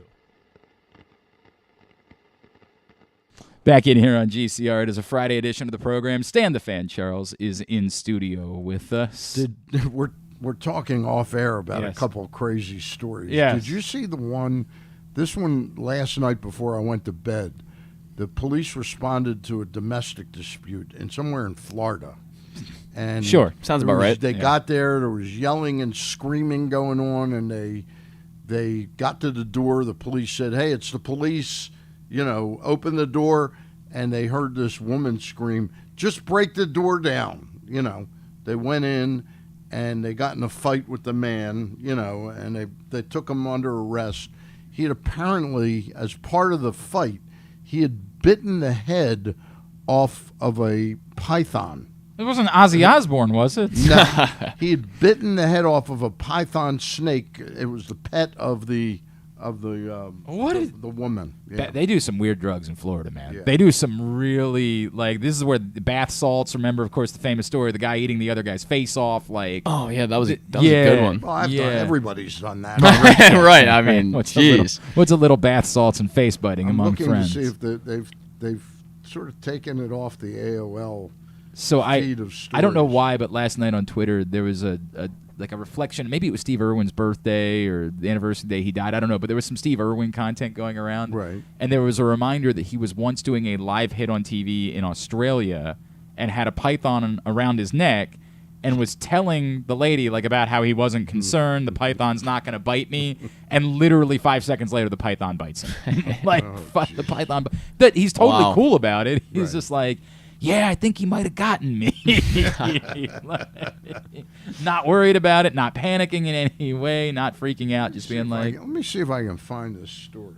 Glenn, what's the segment you do? I can't remember what day it is of the week, but I've sat in on it a few times and done it where there's a crazy story and we have to fill in the blanks. This. Yeah, finish this. I didn't prepare a finish this. I think 5 or 6 of them, almost every time I've done this show. It's based out of Florida? It's been in Florida. It typically works that way. In fact, sometimes when I need a story like that, I just search Florida man right. to see what comes up. I specifically remember one about a sex doll outside of a condo in Florida. It's a good one. Wait a minute, you promised not to tell that story because I was involved in it. Hey, Stan does what he does when he goes to spring training. Yeah. All right? You leave him alone. Are you going this year, by the way? Yes, I am. Very nice. Very good. Stan will be headed down to Sarasota. Here's the story. This is in the New York Post. Florida man. Hang on a second. We're going to figure this out. Go. Here we go. Florida man Kevin Justin Mayorga Wow. bites off pet python's Well, you know what? head I do in think a they fight. should. I want to make this very clear. I support impeaching him now. You know what, though? I'm glad it was Majorcas. I'm glad it was his. Yeah, that's a good. I'm glad it was his pet though. Like he didn't just It find wasn't this somebody's python random- outside and Great just. point. It's got to be your python. Yeah, I mean it's a little better, I guess. I don't think it makes it much Here's a better. picture. No, This is but still. clearly not the picture of the bitten It off can't be the head, actual python. But they take the There's a trouble reenactment to of it. show a Right. picture of Did it. he? This is what the python might look like. Oh, and there he is in court. He look. You know what? If I'm being honest with you, he looks like a guy that would bite a head off a python. If I'm being. Does he have a neck tattoo? Does the I heard judge that- look a little nervous? Yeah, like a he might little bit. jump over and bite her head off. I'll add in. I heard Ozzy Osbourne was retiring. I'm just a little bit confused as to why he moved to Florida. That part of it doesn't check out for me. In order to go. I love but- the captions in these pictures. Kevin Justin Mayorga, who is being held on $15,000 bail, is facing animal cruelty with intent to kill. And I'll bet that would be. to be fair, probably should be. Probably should Well, be. I'm just concerned about what they did with the head afterwards. Did he eat it? I hear it's a great delicacy. I was gonna say. I I mean, don't even know that I want to know the answer. I feel like to that some question. because some people eat rattlesnake and all that, but I would have to assume if you eat the head of a python, This guy looks like he should be put away for life. does he have Yes. a does he have a neck tattoo? That's the big question. Probably. If Seems- I had seems to like someone who would guess. bite off the I head of don't a see it python. there, but if I Yeah. had to guess, he probably has a What neck is this? tattoo. What is this mark on his face? But that could have been from the scuffle. That could have been. That could have been the snake trying to get one more in before the end of the road. So hey, that's a nice uplifting Oh, story man. on a Friday. I guess that was his way of telling the woman, "Do you think you're getting out of here alive?" Wow. Let's see what's happening here. Today's show brought to you by your local Toyota dealer, buyatoyota.com. The Toyota Tacoma comes in a range of models and trim lines, so you can choose the perfect Tacoma to reflect your unique personality and driving habits. Check out buyatoyota.com for deals on new Tacomas from your local Toyota dealer today. Stan, I am not feeling any juice at all about this Super Bowl. I want to make this abundantly clear. I'm going to watch the Super Bowl. Yeah. Like, I'm going to do that. But I have no particular excitement about it. I brought it up on Monday's show. I get that in Philadelphia, the Andy Reid thing is probably a cool story, but Andy Reid's already won a Super Bowl, and the Eagles have won a Super Bowl since their departure, so it doesn't really do all. If Andy Reid doesn't win this one, it's not proof that the Eagles. There's nothing there for me that's significant. The Kelsey brothers, very cool story, very super neat thing, right? We did a brother thing once upon a time with the coaches that were in the Super Bowl. We did it 10 years ago today. This is another neat one with players on both teams. It's cool, but it doesn't, I'm not amped because of it. Yeah. There are two cities that have both won Super Bowls in the last 5 years. It's not like there's a particularly good story of, hey, like if Buffalo was there, everybody in the country would say, God, these poor fans that have been through so much, they deserve this. They're easy to get behind. There's just nothing about this game that leaves me amped in any other way than it's the Super Bowl. Obviously, I'm going to watch and bet on the Super Bowl. Yeah. It's an interesting point. I've always felt that a little bit because Super Bowls are the only time where you got the week in between, which takes tremendously away from the momentum, the buildup of the playoffs. And You mean to tell me you weren't glued to Marlon Humphrey playing dodgeball last night? No, I was not. Apparently made the game-winning catch for his team. good Whatever. for him. I guess they're doing NFC again. I don't remember. I don't know. Yeah. Do they actually play dodgeball? They played dodgeball. Tyler Huntley. As part of the They festivities? did a quarterback competition as well. I want to make it very clear. I did not watch any of this, but Twitter did. And Twitter shared it with me. And I saw both the Tyler Huntley thing that he did well in his... Second place. Precision passing. It doesn't mean he should be there. He sure as hell should not. But God bless him. He's there and he's enjoying his time. And he did well in that thing. And apparently Marlon Humphrey made the game-winning catch in the dodgeball game, whatever that means. I don't. Good I don't. for him. 100. I like Marlon Humphrey.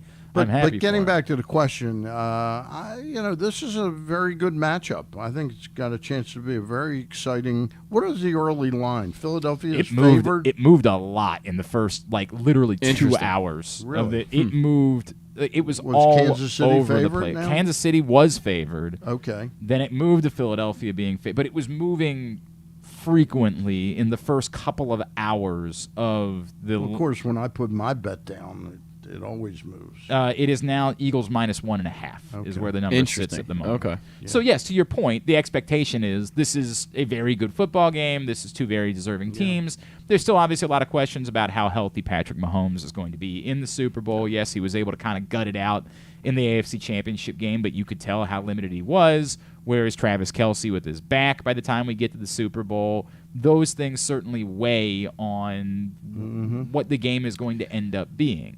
Yeah, so I think one of the cooler storylines, I guess, and I'm not amped about this game either, don't get me wrong, but I think the fact that Jalen Hurts is one of those guys similar to Lamar Jackson that was labeled as, just a running quarterback. Would he even be a early round draft pick? Would he even have success in the NFL as a passer? And he has. He's proved a lot of people wrong. I think that's the only interesting story in this game. It's an interesting point. I guess the difficult part for me, and I hate saying this because it does sound like I'm taking away from Jalen Hurts. I'm not trying to. But it is measured by this might be the greatest roster ever put together in the salary cap era. The Eagles did the thing that everyone has always talked about. You have these years before your quarterback has to come up for a contract. Maximize them. Go all in. No, you're not going to be able to keep all of these pieces once you have to pay your quarterback. So do it. Yep. Go take advantage of it. Go trade for A.J. Brown. Go trade for C.J. Gardner-Johnson. Go do everything you can. Bring in a Hassan Reddick. Everything in your power to put together the best football team you possibly can before you have to pay your quarterback. I think that part of this alone should be a lesson to every other team, to the Jacksonville Jaguars, to do everything in their power next season before they have to pay Trevor Lawrence, to put the best roster on the field. Take chances. Trade away draft picks. Try to maximize this opportunity that you have. The Jalen Hurts part of it ends up kind of getting muddled because of that. I don't know how good Jalen Hurts is. I know he's good. I know he's, but do we think he's a top 5 quarterback in football? Not yet. No. Oh, I think he is. You think he's top really? 5? Yeah, I think he's a wonderful player. I think he's a good player, and I think a wonderful leader. Do you think that the Eagles would have been in this position anyway if Jared Goff was their quarterback? No. Okay. I don't. I think Jalen Hurts is their MVP. And I'd take nothing away from the running back, Miles Sanders or Brown, the receiver, or Dallas Goedert, who's gotten a lot better. Or who's the other receiver? Devontae Smith. Devontae Smith. I think he's a wonderful player. I do like Jalen Hurts. I think he's a really good player. I think he's proven himself as a. Who do you think are better than him? 5 quarterbacks. Obviously, Mahomes, Burrow, Allen, for sure. Herbert. Then you get into the conversation about Herbert. Oh, definitely Herbert. Yeah, I would agree with that. Absolutely Herbert. I think that the results of the games are conflicting the skill of Justin. The skill of Justin Herbert is absurd. Right. And then it would be the group after that would be a healthy Lamar. Right. What we saw from Trevor Lawrence in the second half of the season, we can't deny. There is obviously something there with Trevor Lawrence. And then it's do you still believe that Aaron Rodgers is a really good quarterback at this point? Clearly, you'd rather have Jalen Hurts long term. Right. But do you believe that next year you'd rather have Aaron Rodgers or Jalen Hurts? He's in that net. Outside, the first 4 to me are in. The first 3 are indisputable. The best quarterbacks in football are indisputably Mahomes, Burrow, and Josh Allen. Those 3 guys are in a league of their own. See, I disagree. I thought Josh Allen played himself backwards a little bit this year. I did not think he had a great year, especially the finish of his season. I mean, I think there was in the last game. Certainly, he did not play all that well. I don't think he played well the last 5-6 games. I really thought he was.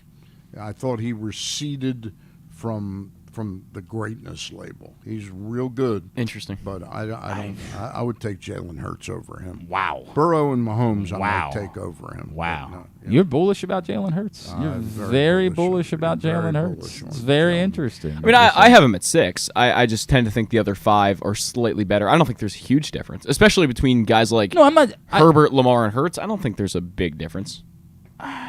I think there's a significant difference with Herbert specifically because of the throws he can make that other humans it's can't unreal. Make. Like there are throws that it's not Mahomes. I want to make that abundantly clear. But you see Justin Herbert make throws sometimes. The arm talent's unreal. Where you just say, who can do that? Like what humans are capable of making that throw?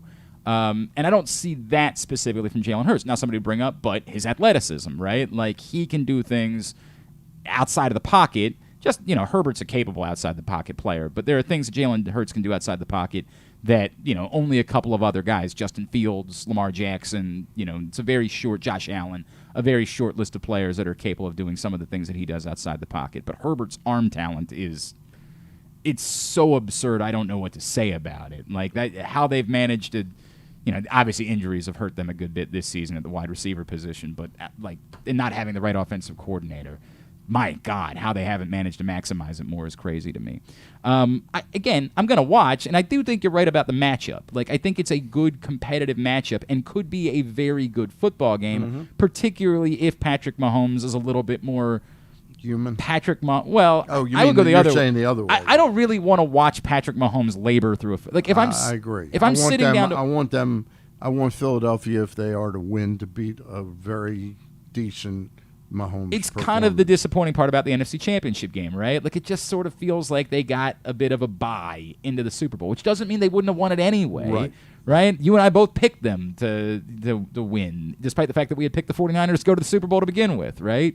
I think they would have won anyway, but I would have liked to have seen them challenged. I would have liked to have seen them have to beat a team that was playing at its best. And I hope that's what the Super Bowl ends up being, with a healthy-ish Patrick Mahomes and a healthy-ish Travis Kelce, because I do think it's a bit disappointing at that point. A couple of things I had on the list for you today. Maryland basketball, quietly putting something together again. Amazing. Really kind of remarkable. We had Walt on yesterday, and we were talking about the comparison to the foundation that was laid by, of course, the famous story is that Gary gives Walt all of the credit in the world for the foundation that he was able to lay at the University of Maryland to build off. Do you start to get a feeling about this team? They're not going to go to the Final Four. They're not going to do anything crazy. But do you start to get a feeling about this team that's somewhat similar, that this is a special team to watch because there's a foundation that's being laid, and what we've seen from Kevin Willard so far makes you believe that we'll remember this group as changing the culture of Maryland basketball? It's interesting. I was a big proponent of that Maryland. There was really one person I wanted to coach that team for the next 3, 4, or 5 years, was John Beilein. I was a big proponent. Do what it takes to go out and get Beilein. Stabilize the, elevate the program, and then go hire your. But then when I had to admit, it's like this offseason with baseball, I really wanted them to get Jesus Luzardo from the Marlins. But when I realized they weren't, and I really wanted Waka until I heard what he was looking for, Cole Irvin is a really nice, in my opinion, a really nice pickup, a smart pickup. I'm watching Kevin Willard this year. So right after I sort of said, I know Beilein's not going to take the job. Let me look at the records of these guys. And to me, Willard jumped off the pages, envisioning him with the ability to recruit out of Maryland, and I think he's just done the recruiting hasn't been the star of this yet, because he went out and got 3 transfers real quick to stabilize things. I mean, Jameer Young's been pretty special. He's going to do a wonderful job there at Maryland. He is a great fit. He's not going anywhere. It's not like he's looking for the next big thing. This is the big thing for him. I'm just tickled pink. He's won me back over fully, and the fact that Coach K isn't there.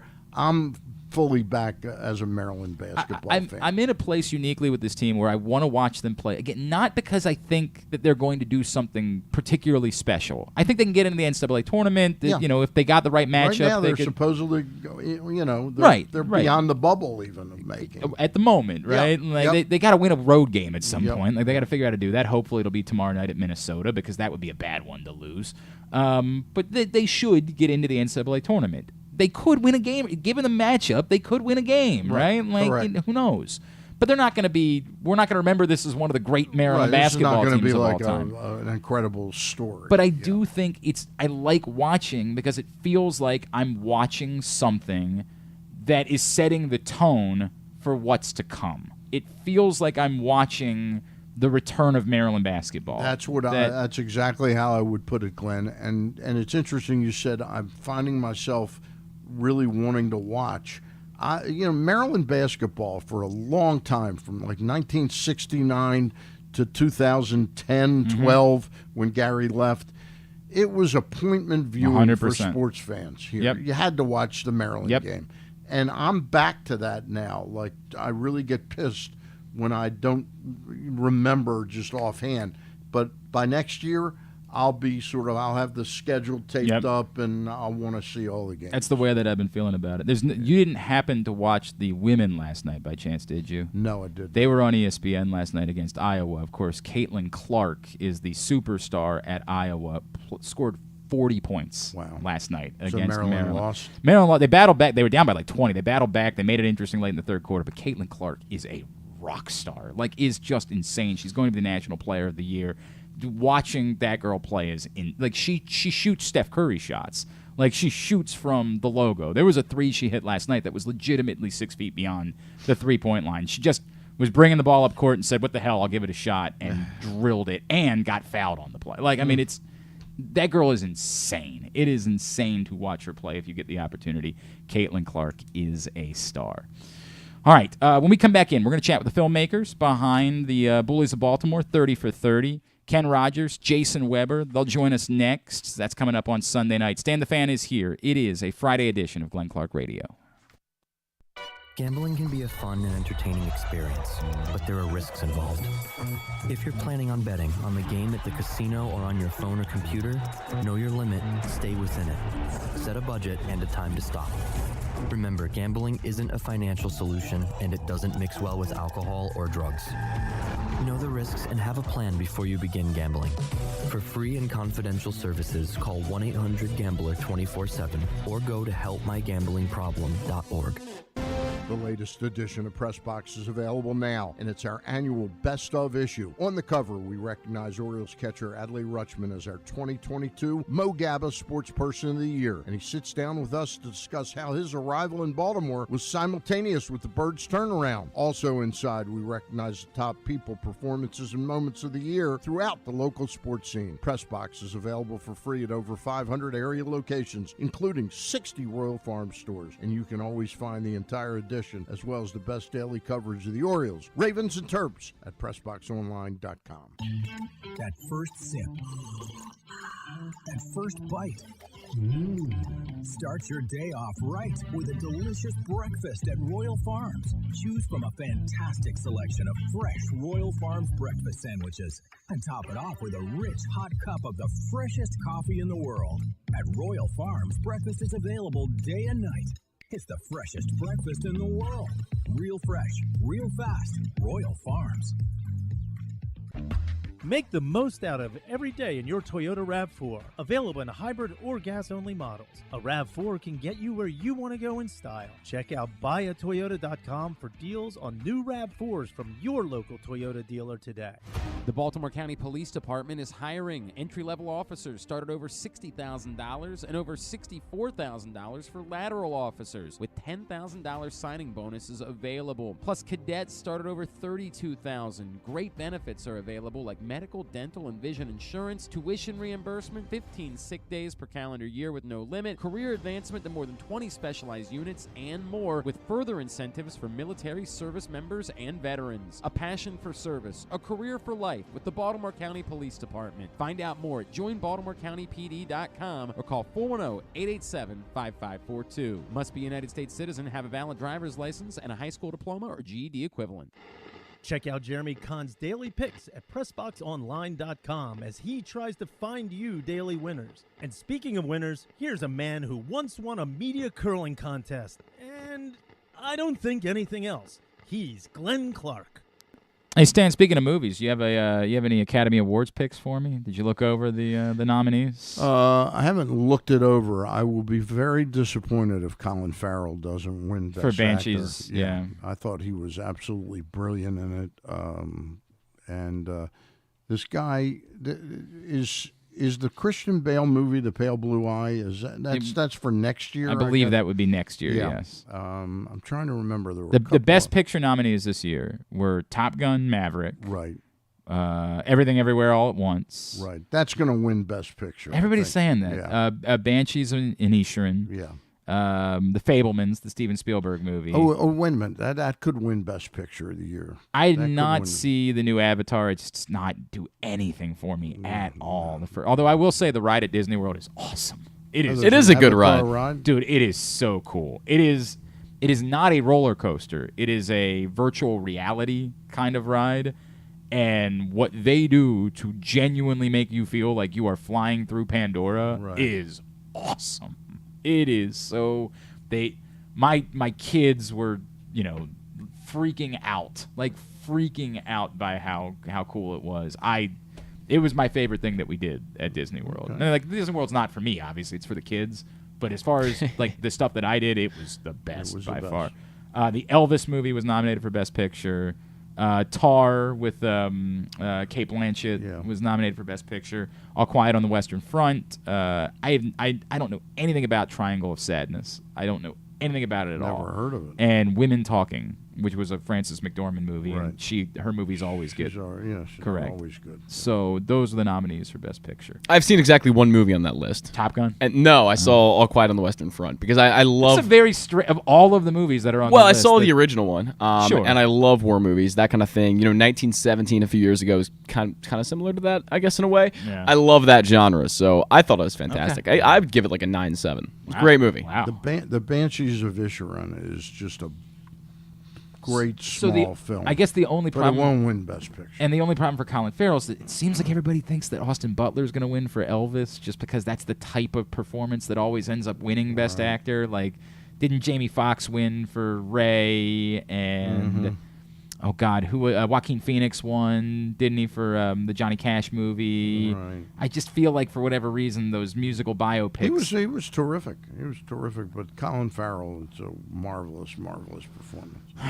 I need to see some of these. I need to spend I haven't seen The Fabelmans at all. I have not. I haven't seen that either. I need to spend really some time. want to see that. Yeah, and everybody says it's wonderful, and I haven't had an opportunity to see it whatsoever.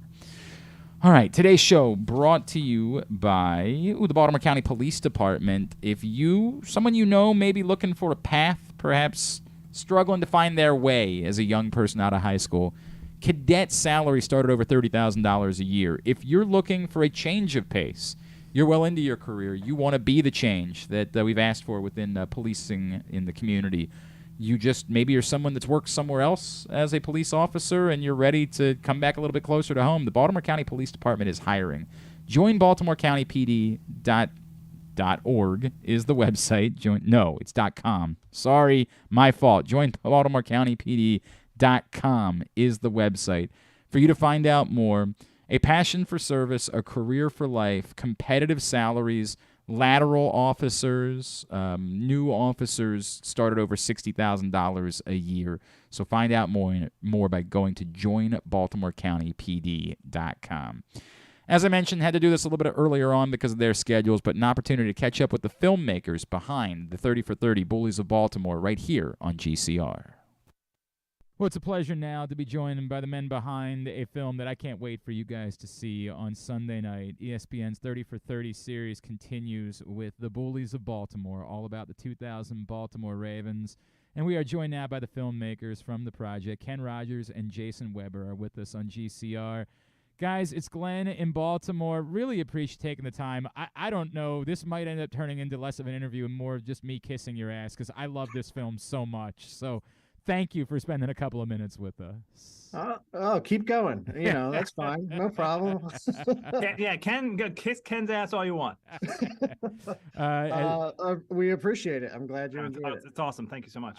Guys, seriously, I guess let's go back to the beginning, right? And Ken, maybe I'll start with you.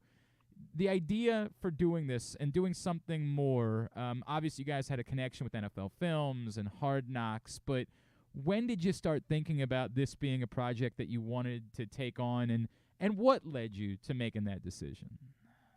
It did start kind of with Hard Knocks because we remember this team internally here at NFL Films as the creators of that brand and how great they were. And we always talk about, oh my gosh, that footage, you could just play that footage and it would get great ratings, just play the Shannon impersonation and just play Goose locking him in the trailer and ratings gold, so it started there. But then we realized looking back that 22 years later, this team is really it's an anachronism. This team can't exist today. Yep. In several ways. It can't exist on the football field this way. The way they played has been legislated out. You just can't hit people the way they hit people. You can't be as aggressively intimidating as them. And you can't have personalities like this trash talking the way they trash talk, the way their coach trash talked.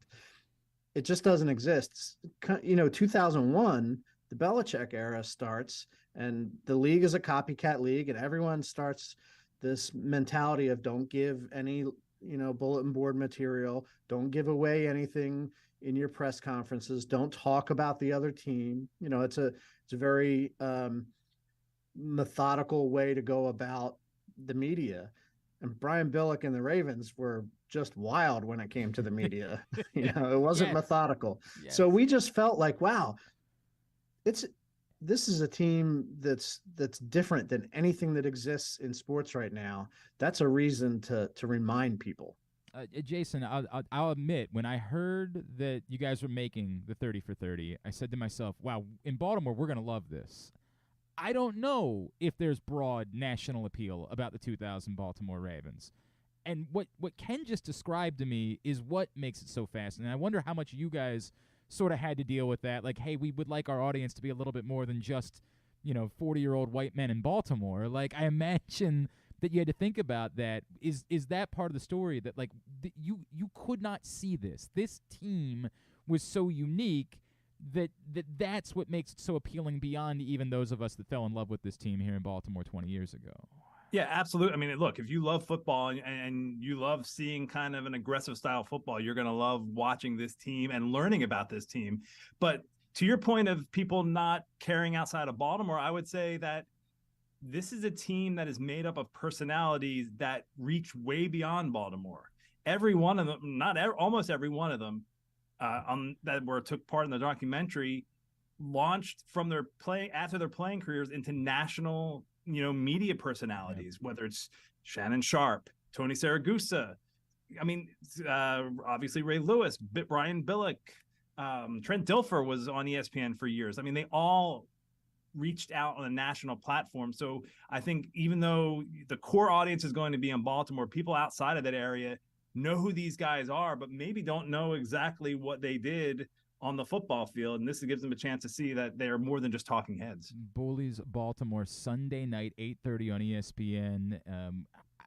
I'll stay with Jason. I got to tell you, of course, the star of the team we know is Ray Lewis, right? The unquestioned star of the team. The star of the film, to me, is undisputed. It's Tony Siragusa. Like, he is absolutely the rock star. And obviously, the story kind of had to change. And just weeks after you guys got everybody together, we lose Tony Siragusa. What was the impact of that for you guys as filmmakers, and knowing I can't even explain to people until they see it. He is the center of everything to me about this movie.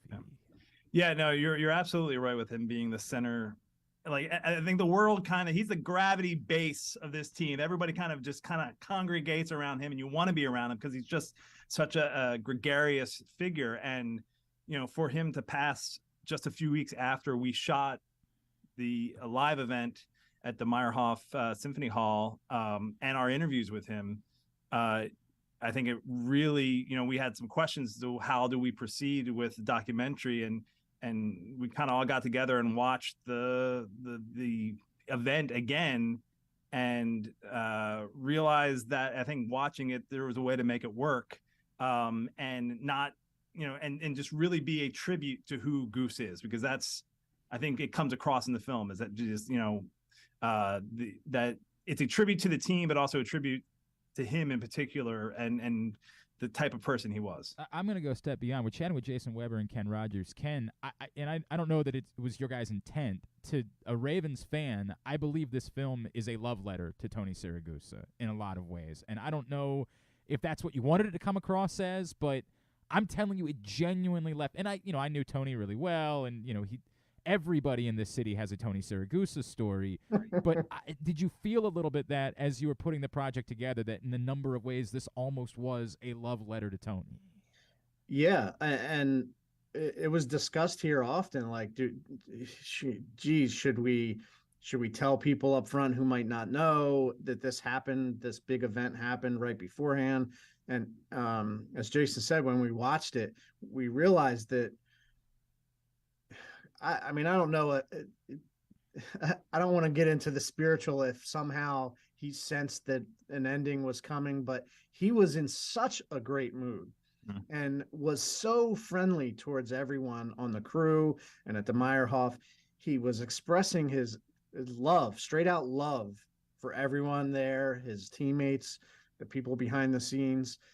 That in the end, the film is an elegy for him, and that's sort of like a poem written after someone has passed away, and that's kind of appropriate for this. It shows you Tony's point of view on how to live life. That's so well said. And you watch it. I think one of the things you come away from this film feeling is, I should embrace life the way Tony did, because it can go any day. You're gonna make me emotional again. Just as it did for Tony, and yet look at him a month before it all ended. He was enjoying his friendship, and maybe we should all do that a little more often. That's really powerful. Ken, I'll stay with you. Of course, there's one particular story that involves a bodily function, and I'll let people find out on Sunday night what that is. But my question becomes, was there anything in particular that you had no choice but to leave out because there was just no way that ESPN would let you get away with it? The answer is no. Okay. We knew going into this that this is not a team that's going to make everything PG. And we were going to show that. And that's sort of the Hard Knocks feel of this show and of that team, is they're very R-rated in that they're not going to change who they are. It's not that they're purposely, out there trying to be profane. It's just they're not going to stop being who they are. They're very true to themselves. And there's a couple examples in the film where you say, wow, like there's nothing held back. Tony talking about, needing an enema, I'll leave it at that, but that's the, I mean, if you don't want to watch the film after me teasing that, I don't know what else you could be asking for. By the way, it's going to be an enema story. The only thing better than that, and it's such a throwaway, is you finding the footage of John Madden saying the Goose either needs a little less head or a little more helmet, which I'm telling you is my favorite line. I mean, like, it's just it's both of them. It's so perfectly like everything about that line just makes me smile in a way that I can't possibly describe. It's of everything. It's such a throwaway. It's my favorite moment in the film. And it's true too. I mean, the shot you look at, and that's what makes it so perfect. We're all seeing the same thing. Like Madden's right. That helmet does not fit him. Giant man. It's fantastic. And there's a lot of moments like that we discovered that were very human, very, sometimes profane. My favorite, is the fact that after the divisional game against the Titans, Coach Billick told all of us at NFL Films to turn our cameras off. And we did. We turned all our cameras off, except 22 years later, we realized that the audio kept running. Yep. And so in this film and at the event, you get to hear what was said when Billick said, turn the cameras off. And they're the happy circumstances that happen as filmmakers. Sometimes you just wait. Oh man, we turned our cameras off. Why'd we do that? Wait, what about the audio? Well, wait, the audio still exists. Literally, it was in a vault here at NFL Films that we went and found and said, I wonder if they kept rolling the audio. And they did. And it becomes a little magical moment. I got to be honest with you. Of course, it's been that particular line, and everybody knows it's F the Titans. Everybody knows that. I'm not giving anything away. We've known about it for years, but Jason, like, I had forgotten that right afterwards he says, but remember, always respect your opponent. He knows how to turn that back and be respectful when appropriate. That's the magic of Coach Billick. So brilliant, so brilliant. Jason, of course, there's the awkwardness, obviously, of telling the Ray Lewis story, right? And what set up everything. And I know that part of that is, Ray has not been particularly interested in talking about it years later. You guys obviously used the footage from then to address it and weave in the story about his love of the movie Gladiator and all that. But as a filmmaker, knowing it's part of the story, knowing that someone who sits down to watch a film wants that included, how do you handle all of that when it comes to Ray Lewis in Atlanta? I think it's something that we had to address in the film, but I also think in the context of how did that affect that team, because this wasn't a film about that whole story. That could be a separate documentary in itself. But I think, Ken and myself and Eric Powers, our producer, it was how do you work that into the context of that team, that season? And like, as you mentioned, taking on that gladiator persona, and winning the crowd, right? That was his big thing, was you need to win the crowd and you win your freedom. And I think that was a powerful line from him about that we used to kind of, set that all up. And I don't think we shy away from discussing the backstory as well. But I think, again, it was all within kind of the context of how did that affect that team and how did they support him and how did they, help him through what he was dealing with at that time. Jason Weber, Ken Rodgers, just another couple of minutes. Again, Sunday night, 8:30 on ESPN, the Bullies of Baltimore.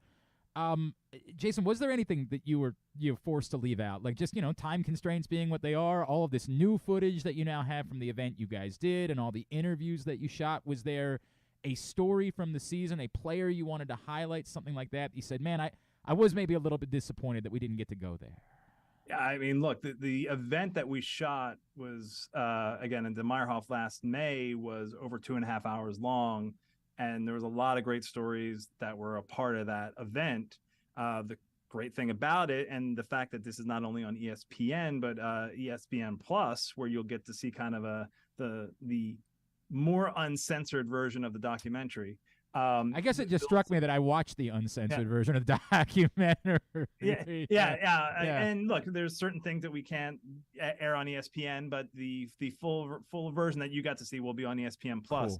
Cool. But also, because we shot a 2.5 hour event that we had to condense into a documentary, we talked to ESPN and said, hey, look, is there a way that we can show the event in its entirety? And we didn't get in its entirety, but we basically will have an hour-long version of the live event that will air on ESPN Plus. It's called the Brazen Ravens. Wow. So some of the things that got left out of the film will end up being you get to see on the stage show. That's really cool. And do we know when people will be able to see that? that drops the I same think it time, right, drops Ken? the same night. Oh, that's yeah, awesome. I think Sunday night. Oh, so you can watch the doc and then flip over right afterwards oh, that's so cool. That is so cool on Sunday night as well. That's really awesome that it works out that way. Selfishly, I would maybe encourage people that it might be worth waiting a little bit longer to watch the uncensored version because it is so truly worth it. As I wrap up, Ken, my thought about this entire team, you bring up earlier how kind of impossible like this entire circumstance was, and that we never see anything quite like it. One of those parts is that, I don't know, there was a love. There was, we talk about the famous ESPN, the jacked up segment, right? There was a love for this type of thing. And I think most people agree with the idea of needing to protect player safety, things along those lines. But do you sense that there is still, like, hey, we kind of miss defense. We kind of miss this part of football, and that part of this story is kind of telling that, there is still a love and appreciation for, the defensive side of the ball a little bit. Yeah, and I don't think there's anything wrong with admitting that both things are true, that we as a league and, people who play the game, the players, the coaches, and the fans want to see tough football, hard-hitting football, but they also don't want players to forego their safety and their long-term health. I think there's this argument all the time of, well, that's real football, or no, that's terrible football because people got hurt.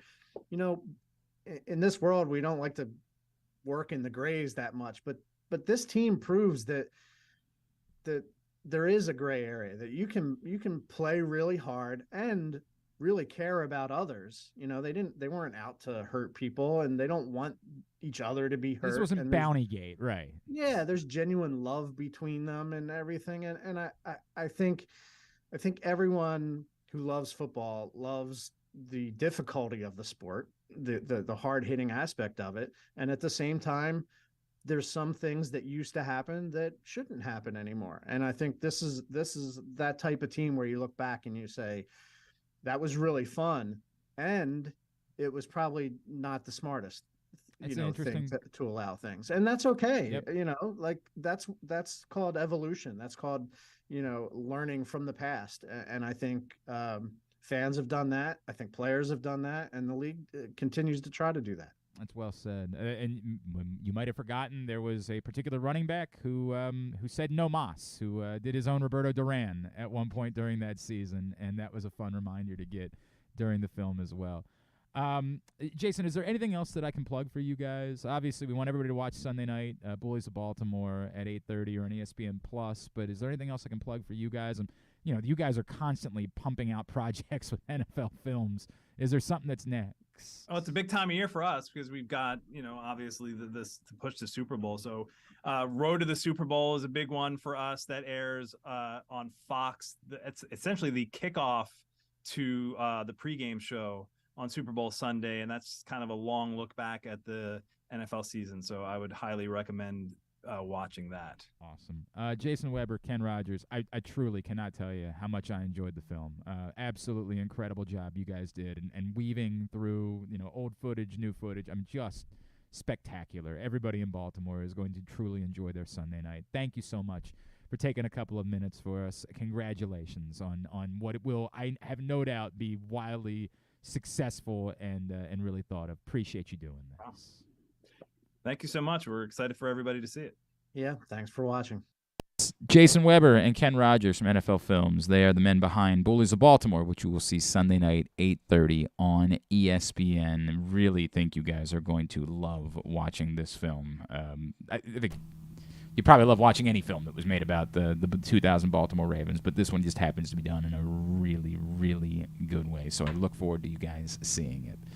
All right, winding down here on a Friday edition of GCR. Stan the Fan Charles has been in studio with us all throughout the morning. What else is going on in your world these days, Stan the Fan? What else are you interested in? Made my plans to get down to spring training. It's good. I'm doing a lot of research getting ready for fantasy baseball. Okay. That's my world. Because you're in a fairly high dollar league in fantasy baseball. Yeah. Is it a keeper league? Is it a You get as many as 8 keepers, and if you were good enough to have taken Adley Rutschman, that's a bad example. Gunnar Henderson 2 years ago or something in the Ultra, you're able to keep 3 0 players, which means that they were players that hadn't appeared in the major leagues. So if I had Gunnar Henderson last year, I would have been able to play him in the majors last year, those, from August 31st. And I'd get to keep him this year. But if he hadn't appeared in the majors and he was still a hot prospect, like Grayson, somebody could have taken Grayson, and he's a 0. If he's not on the major league roster opening day, you can keep him as a 0. Otherwise, the clock starts running. So, okay. If he makes the team. So if you want Grayson to be a part of your team for the next few years, you're hoping he doesn't make the opening day roster. Sure, because you get to keep him around, right? I get to keep him. Okay, this is interesting to me. The draft for you is more about finding prospects that are still available? There's a big portion of it. We don't do a draft. We do an auction. Right, okay. Where every player gets $260 to buy their 23 players. We then have an 11-round ultra list that we create, and that includes, like last year, I picked Johnny Cueto because he wasn't on the White Sox roster on opening day, but I knew by May 1st, and it turned out to be a great pick. Right. And you have all 11 of those players. They are arbitrarily given a $5 value. Okay. So you're looking to mix and match some guys that might be coming back from an injury that you think will be around pretty soon. You also want to be able to acquire 3 or 4 0 players like the Gunners that you can then use if you're in contention to win. Come the trade deadline, you've got Gunnar Henderson as a trade weapon. So is Colton Cowser someone that would be in that? Somebody has him already. Somebody already had. Oh, wow. They took him last year. No chance of him being on the major league roster at that point. So that's how far. So you're really got to be. Would this be like? Would somebody? I'll be honest with you. Is somebody going to draft Jackson Holiday this year? No question about it. Okay. No question about it. And I'll tell you, it's one of the reasons I'm not a better player. It's one of the things I fail at. Now I'm 71 now. The last 3 years I've finished second, third, second. Okay. Okay. That's a pretty good run. Yeah, particularly considering all your guys always get hurt. Yes, yeah, yes. They stopped getting hurt a little bit. Yeah. But one of the things I haven't done as well, and it'll be like my ode or my homage to the veteran players in my league, or some of the younger ones too, I have not played that game. I've always said, give me a major leaguer that wasn't bid on in the auction. Like one year I took my first, what's the pitcher for Minnesota that they signed to a 3-year contract, like a $20 million, Randy Dobnik. Oh, yeah. I said, boy, he's still available. So I took a star player with my number 1 pick in Ultra, because that's a draft. That's not an auction, the Ultra portion. But then I circled back my number 2 pick. I missed out on a player by one. I wanted to get this guy, Danny Espino, who's like considered Cleveland pitcher. This is 2 years ago. And the guy before, it wasn't that. It was Logan Gilbert. Okay. He took, and I said, shit, I lost Logan Gilbert. I said, damn it, I'll pick Randy Dobnik. And it was one of the worst early ultra picks you could make. So you don't want to give it away because somebody could be listening to this. I was going to say, is there somebody that you have circled at this point, but I don't, My work is just beginning. All right. I may in fact enlist the help of Zack Goodman. He is a scout, right?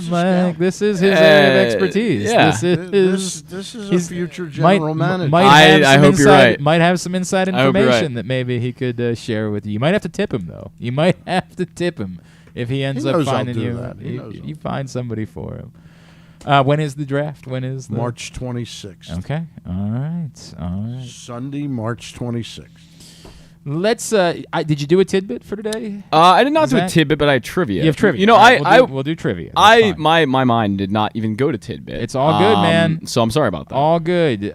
We'll call it Tidbit anyway, and it's going to be brought to you by the print issue of PressBox, which is available for free at your neighborhood Royal Farms, any of the hundreds of locations around town where you find PressBox. Read it all at PressBoxOnline.com. Adley Rutschman, our Mo Gabba Sports Person of the Year, is on the cover.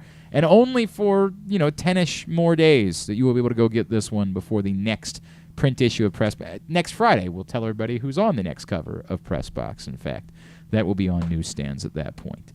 What you got for us? Glenn, given that we have the Orioles season right around the corner here, and that I am on the Bataround, I figured that I would do an Orioles question for you. So I would like you, Glenn, to name the... Stan gets to do this, too. Oh, Stan's doing this, too. Yeah, okay, yeah, I didn't know. Yeah. Oh, then you guys will do very well. If it's easy, I'll do it. This is moderately easy. I would like you guys to name the Orioles war leaders every year from 2000 to 2010. And this is B-War. Jesus. 2000 to 2010? Yeah, why not? Throw a bunch of them in there. There can be some brutal names on this list. Tejada? Miguel Tejada is the 2004 war leader at 7.4. I'm just going to guess that maybe a Nick Markakis in there. Nick Markakis is in here one time at the year of 2008, 7.4 war for Nick Markakis. Chris Davis, multiple times. Chris Davis was 2000 to 2010. In 13. Davis was. So I'm past. Yeah. You're right. So just from 2000. Adam Jones?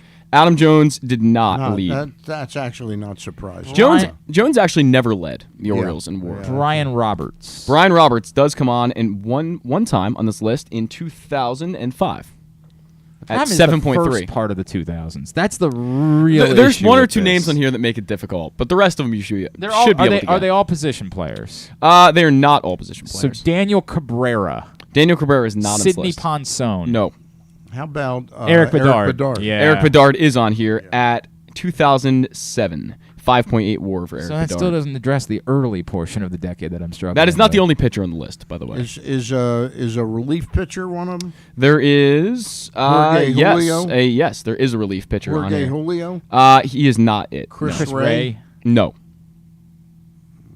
I will give you part of this though that he didn't relieve for his entire career. I will say that he did a little bit of both. Didn't relieve for his entire career. God, who are we leaving out? How about Rodrigo Lopez? No, Oh, that's a good one. This is probably the hardest name on the list, if I'm being honest. This pitcher? Yeah, this guy. And there's another pitcher on here as well that is a pretty easy one. Still two more pitchers that are on this Yes, list. sir. Yep. Jesus This Christ. is 2000 to 2010. Oh, actually, you know what? There's 3 pitchers left. You What haven't the gotten. Hell? And I can give you the years if you'd like. I mean, I don't know how much it's going to help us. I think if I give you 1 year, it will definitely help. Okay, wait. Year 2000. Messina. Mike Messina is on this list. Okay. Year 2000 at 5.6. Oh, you were right about that. Possible Mercedes? Jose Mercedes. Mercedes is not, but that's a good guess. I think he would have been like 03 or something. Willis but Roberts. No. God, another. So one of the guys started for the Orioles. One of the guys was, and I have to check on this, but I believe mostly a reliever. B.J. Ryan? Not B.J. Ryan. God, that would have been a good one. This year that I'm talking about, he started 19 of 19 games for the Orioles, but later on in his career, he only came in and started 12 games out of the 34 he pitched in that year, and that was 2 years later. So he wasn't always a starter for the Orioles. Wasn't always a starter for the Orioles. Later pitched for Arizona. Later pitched. But only had Brad Bergeson? Brad Bergeson, Glenn, that's a good guess. 2009, 3.3. That just shows you how bad the Orioles were in 2009. Yeah. They only won 60. I only got that by the Arizona thing, by the way. That's Yeah. the There you only go. part of that got me to Brad Bergeson. 64 wins for the Orioles in 2009. So pretty telling that Lousy team. Brad Bergeson was the war leader. Okay. Not that kid Newman. No. David Newman. Oh, Is no. that his name? Wow. Was that his name? David Newman? Yeah, that was his name, right? Yeah, the son of the Los Angeles exactly. writer. Oh, Newhan. So Newhan. David Newhan. You have exactly two guys left. Two guys left. That's all we have One left is two. one was That's all you got. Is Melvin Mora? Melvin Moore is 2 times on this list, so he came in at 2002 and 2003, and obviously you got Tejada already.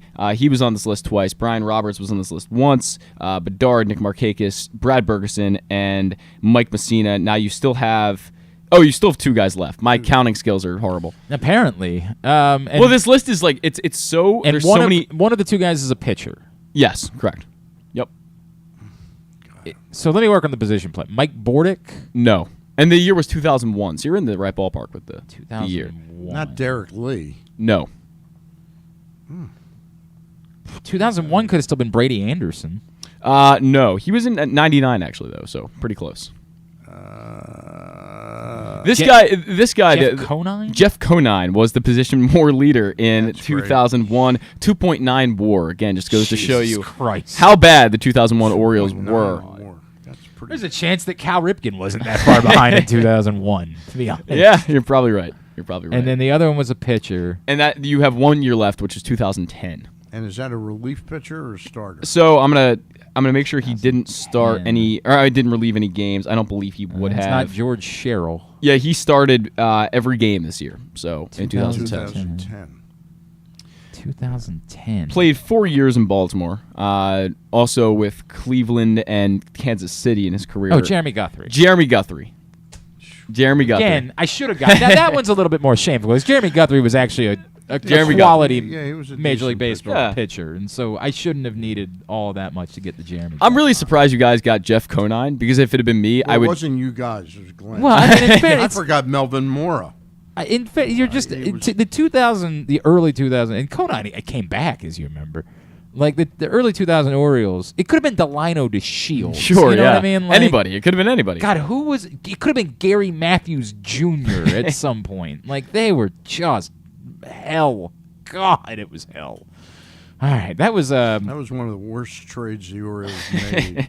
Was the trade that led to our acquisition of Gary Matthews Jr. We traded Jason Worth to Toronto for John Bale. And then I think we traded Bale a year later for Gary Matthews. What happened to Jason Worth in Toronto? How did he get to Washington? It's a good. I don't know. He was a free agent. He went. Oh, was he? Went Okay. From the He went from Toronto to the Dodgers. Okay. Got a little run there. Didn't he go to? Then went to Philly? Went yeah. to Philly. Interesting. He was on the. Went from Baltimore to Toronto to the Dodgers to the Phillies, and he became a really solid player. He was on the World Series team in Philly. Oh, you're right. Yeah, and what? And then they put 09, their stake in the ground. Right. The Nationals, Mike Rizzo, and signed Worth for a lot. Yeah, you're right. Of money. He was with Philly for a while. That's because they had their outfield was Worth, Pence, and Victorino. Wasn't it? I mean, it was a hell of an outfield that they had together in Philly for that World Series run. I'll never forget Hunter Pence. I'm talking to her Jane's uncle. We're driving around, and he lived in Philly. And we're talking about Hunter Pence. And I get off the phone, and Jane goes, "Who's this? What are you referring to? This underpants?" Hunter Pence. And she wasn't being funny. I get it. She goes, "What are you talking about with underpants?" I get it. Took me a minute, but I got it. I get it. Stan, I'm not. I put together for we do in every print issue of PressBox. Yeah. I do the 15 every month, and for next month the topic is begrudgingly respected rivals. Kind of in honor of Tom Brady a little bit, begrudgingly respected rivals. So I'm not going to ask you who you think is on my list because opinions are always going to vary from person to person. I know I'm going to have to tell you have to block out Mike Krzyzewski because you love Mike Krzyzewski. Right. It's not a begrudging respect. You love the guy. Right, I love the guy. Who would be on your list as a Baltimore sports fan? That's a great of question. begrudgingly respected rivals. I know Tony Oliva. Okay. Would be on my list. He used to just used to devastate us all the time. I think I'd got to be a fair number of, if it's a 15, going to be a couple of Yankees like Derek Jeter. I didn't include Jeter, and I only for mine. And it's on How you. about Pettit? It was Mariano. Yeah, definitely gonna make the list. Absolutely made my list. 100% Mariano. There was one other Yankee that made my list. I don't want to give everything. I think I said it yesterday. Bernie Williams made my list. Bernie Williams. Like, what the hell is there not to like about Bernie? Definitely. Like, for God's sakes, it's Bernie Williams that we're talking about.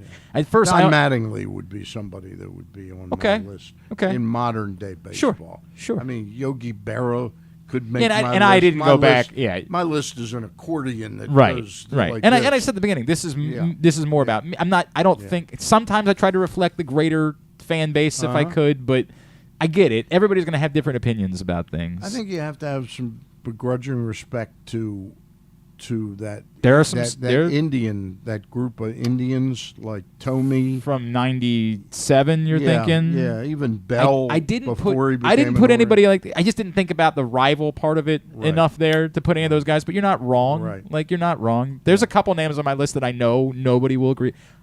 I'll give one. Jose Batista is on my list. Really? And you and I have talked about Jose Batista before. I just don't feel. Look, I booed Jose Batista because it was fun. Right. But he was a jerk, but he was terrific. I liked watching him play. Yeah. I liked that he had fun playing baseball. I remember you and I and Cal Ripken having a conversation about getting kids involved with baseball, and I was like, I think the bat flip thing works for a new generation of fans. And Cal kind of begrudgingly saying, "Look, I don't want to fight about that." I get it. Yeah. Like I want guys to have fun playing baseball too. I like that Jose Batista was having fun playing baseball. And I get it. Everybody hates him. I understand. It's very unique to my list, and nobody else is going to like that. But I liked watching someone have fun play baseball. Yeah. He pissed me off, of course, plenty too. But I just those things were things that I enjoyed. I just want Ichiro might be one. I couldn't. I have count two him to as a throw in rival. here. I just love Ichiro is someone I love so much that I don't even think of him as a rival. Right? Like he's just I worshipped at the altar of watching Ichiro play baseball. Right. He's. Yeah. Early on, Brunell, Mark Brunell. Mark Brunell, wow. Yeah. I was going to say Steve McNair, but then he played for the Ravens, right. And it's funny. Both McNair and Mason were guys that I considered, but I was like, I can't because they ended up becoming Ravens. Right. But there is a Titan that made the list. I have two to throw in here, actually. Yeah. Just wanted to throw them in. Yep. Mike Tomlin, definitely. He's on my list. And I don't know if it's even really begrudgingly for me. Like he's just a hell of a coach. Generally respect Mike Tomlin. I really like Mike Tomlin. Oh God, I'm giving away too much. I will read you what I wrote for Mike Tomlin. Okay. The Steelers have had 2 head coaches during their rivalry with the Ravens. Most Ravens would describe one of these coaches as, quote, a sniveling prick, unquote, and the other as a hell of a coach, unquote. Yeah. And that's despite the fact that the latter tried to trip Jacoby Jones on Thanksgiving. It's true. We hate Bill Cowher. We hate Bill Cowher in Baltimore. But every single one of us, when you bring up the name Mike Tomlin, says the exact same thing back. That dude can coach. Yeah. Like, that guy can coach. He is truly great. There is so much respect for Mike Tomlin within this fan base. The other one I have is... And there should probably be more respect for Bill Cowher, but just we hated Bill Cowher. Belichick on your list? Yeah.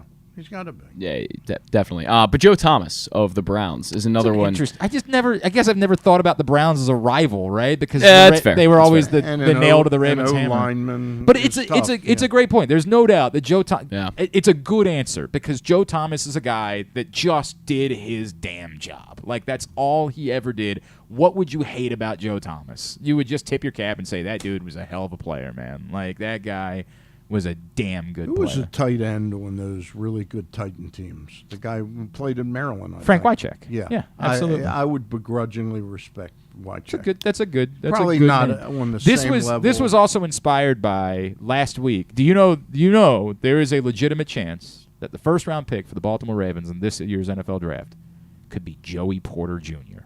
Yeah. That is a real possibility that exists. What's he, defensive back? He's a cornerback at Penn State.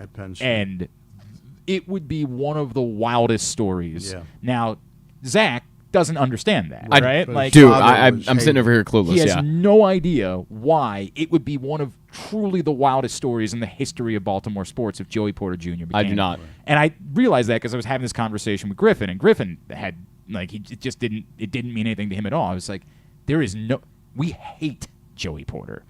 Todd Heap wouldn't talk to Joey Porter for years. Who's the player that we cut and the Steelers? James Harrison. Is he on your list? Yeah. And is Ben Roethlisberger on your list? Just because of the other stuff. Dustin Pedroia, by the way, I think has to make it. He originally was on my list, but the Machado stuff. Yeah, okay, I'll give you that. He's on my list. I get it. But I've probably named 30 people already. My dad just chimed in here and says Hines Ward, which is I don't know. Ward, the Hines Ward smiling after he tried to lay somebody out in the middle of no chance Hines Ward was making my list. The hell of a player. Nobody's debating that he's a hell of a player. But there was he was an artist when it came to cheap shots.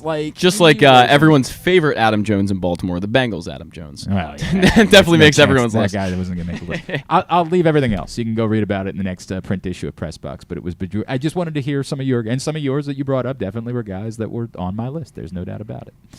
All right, here's what's coming up this weekend. Tubular is brought to you by PressBoxOnline.com/offers.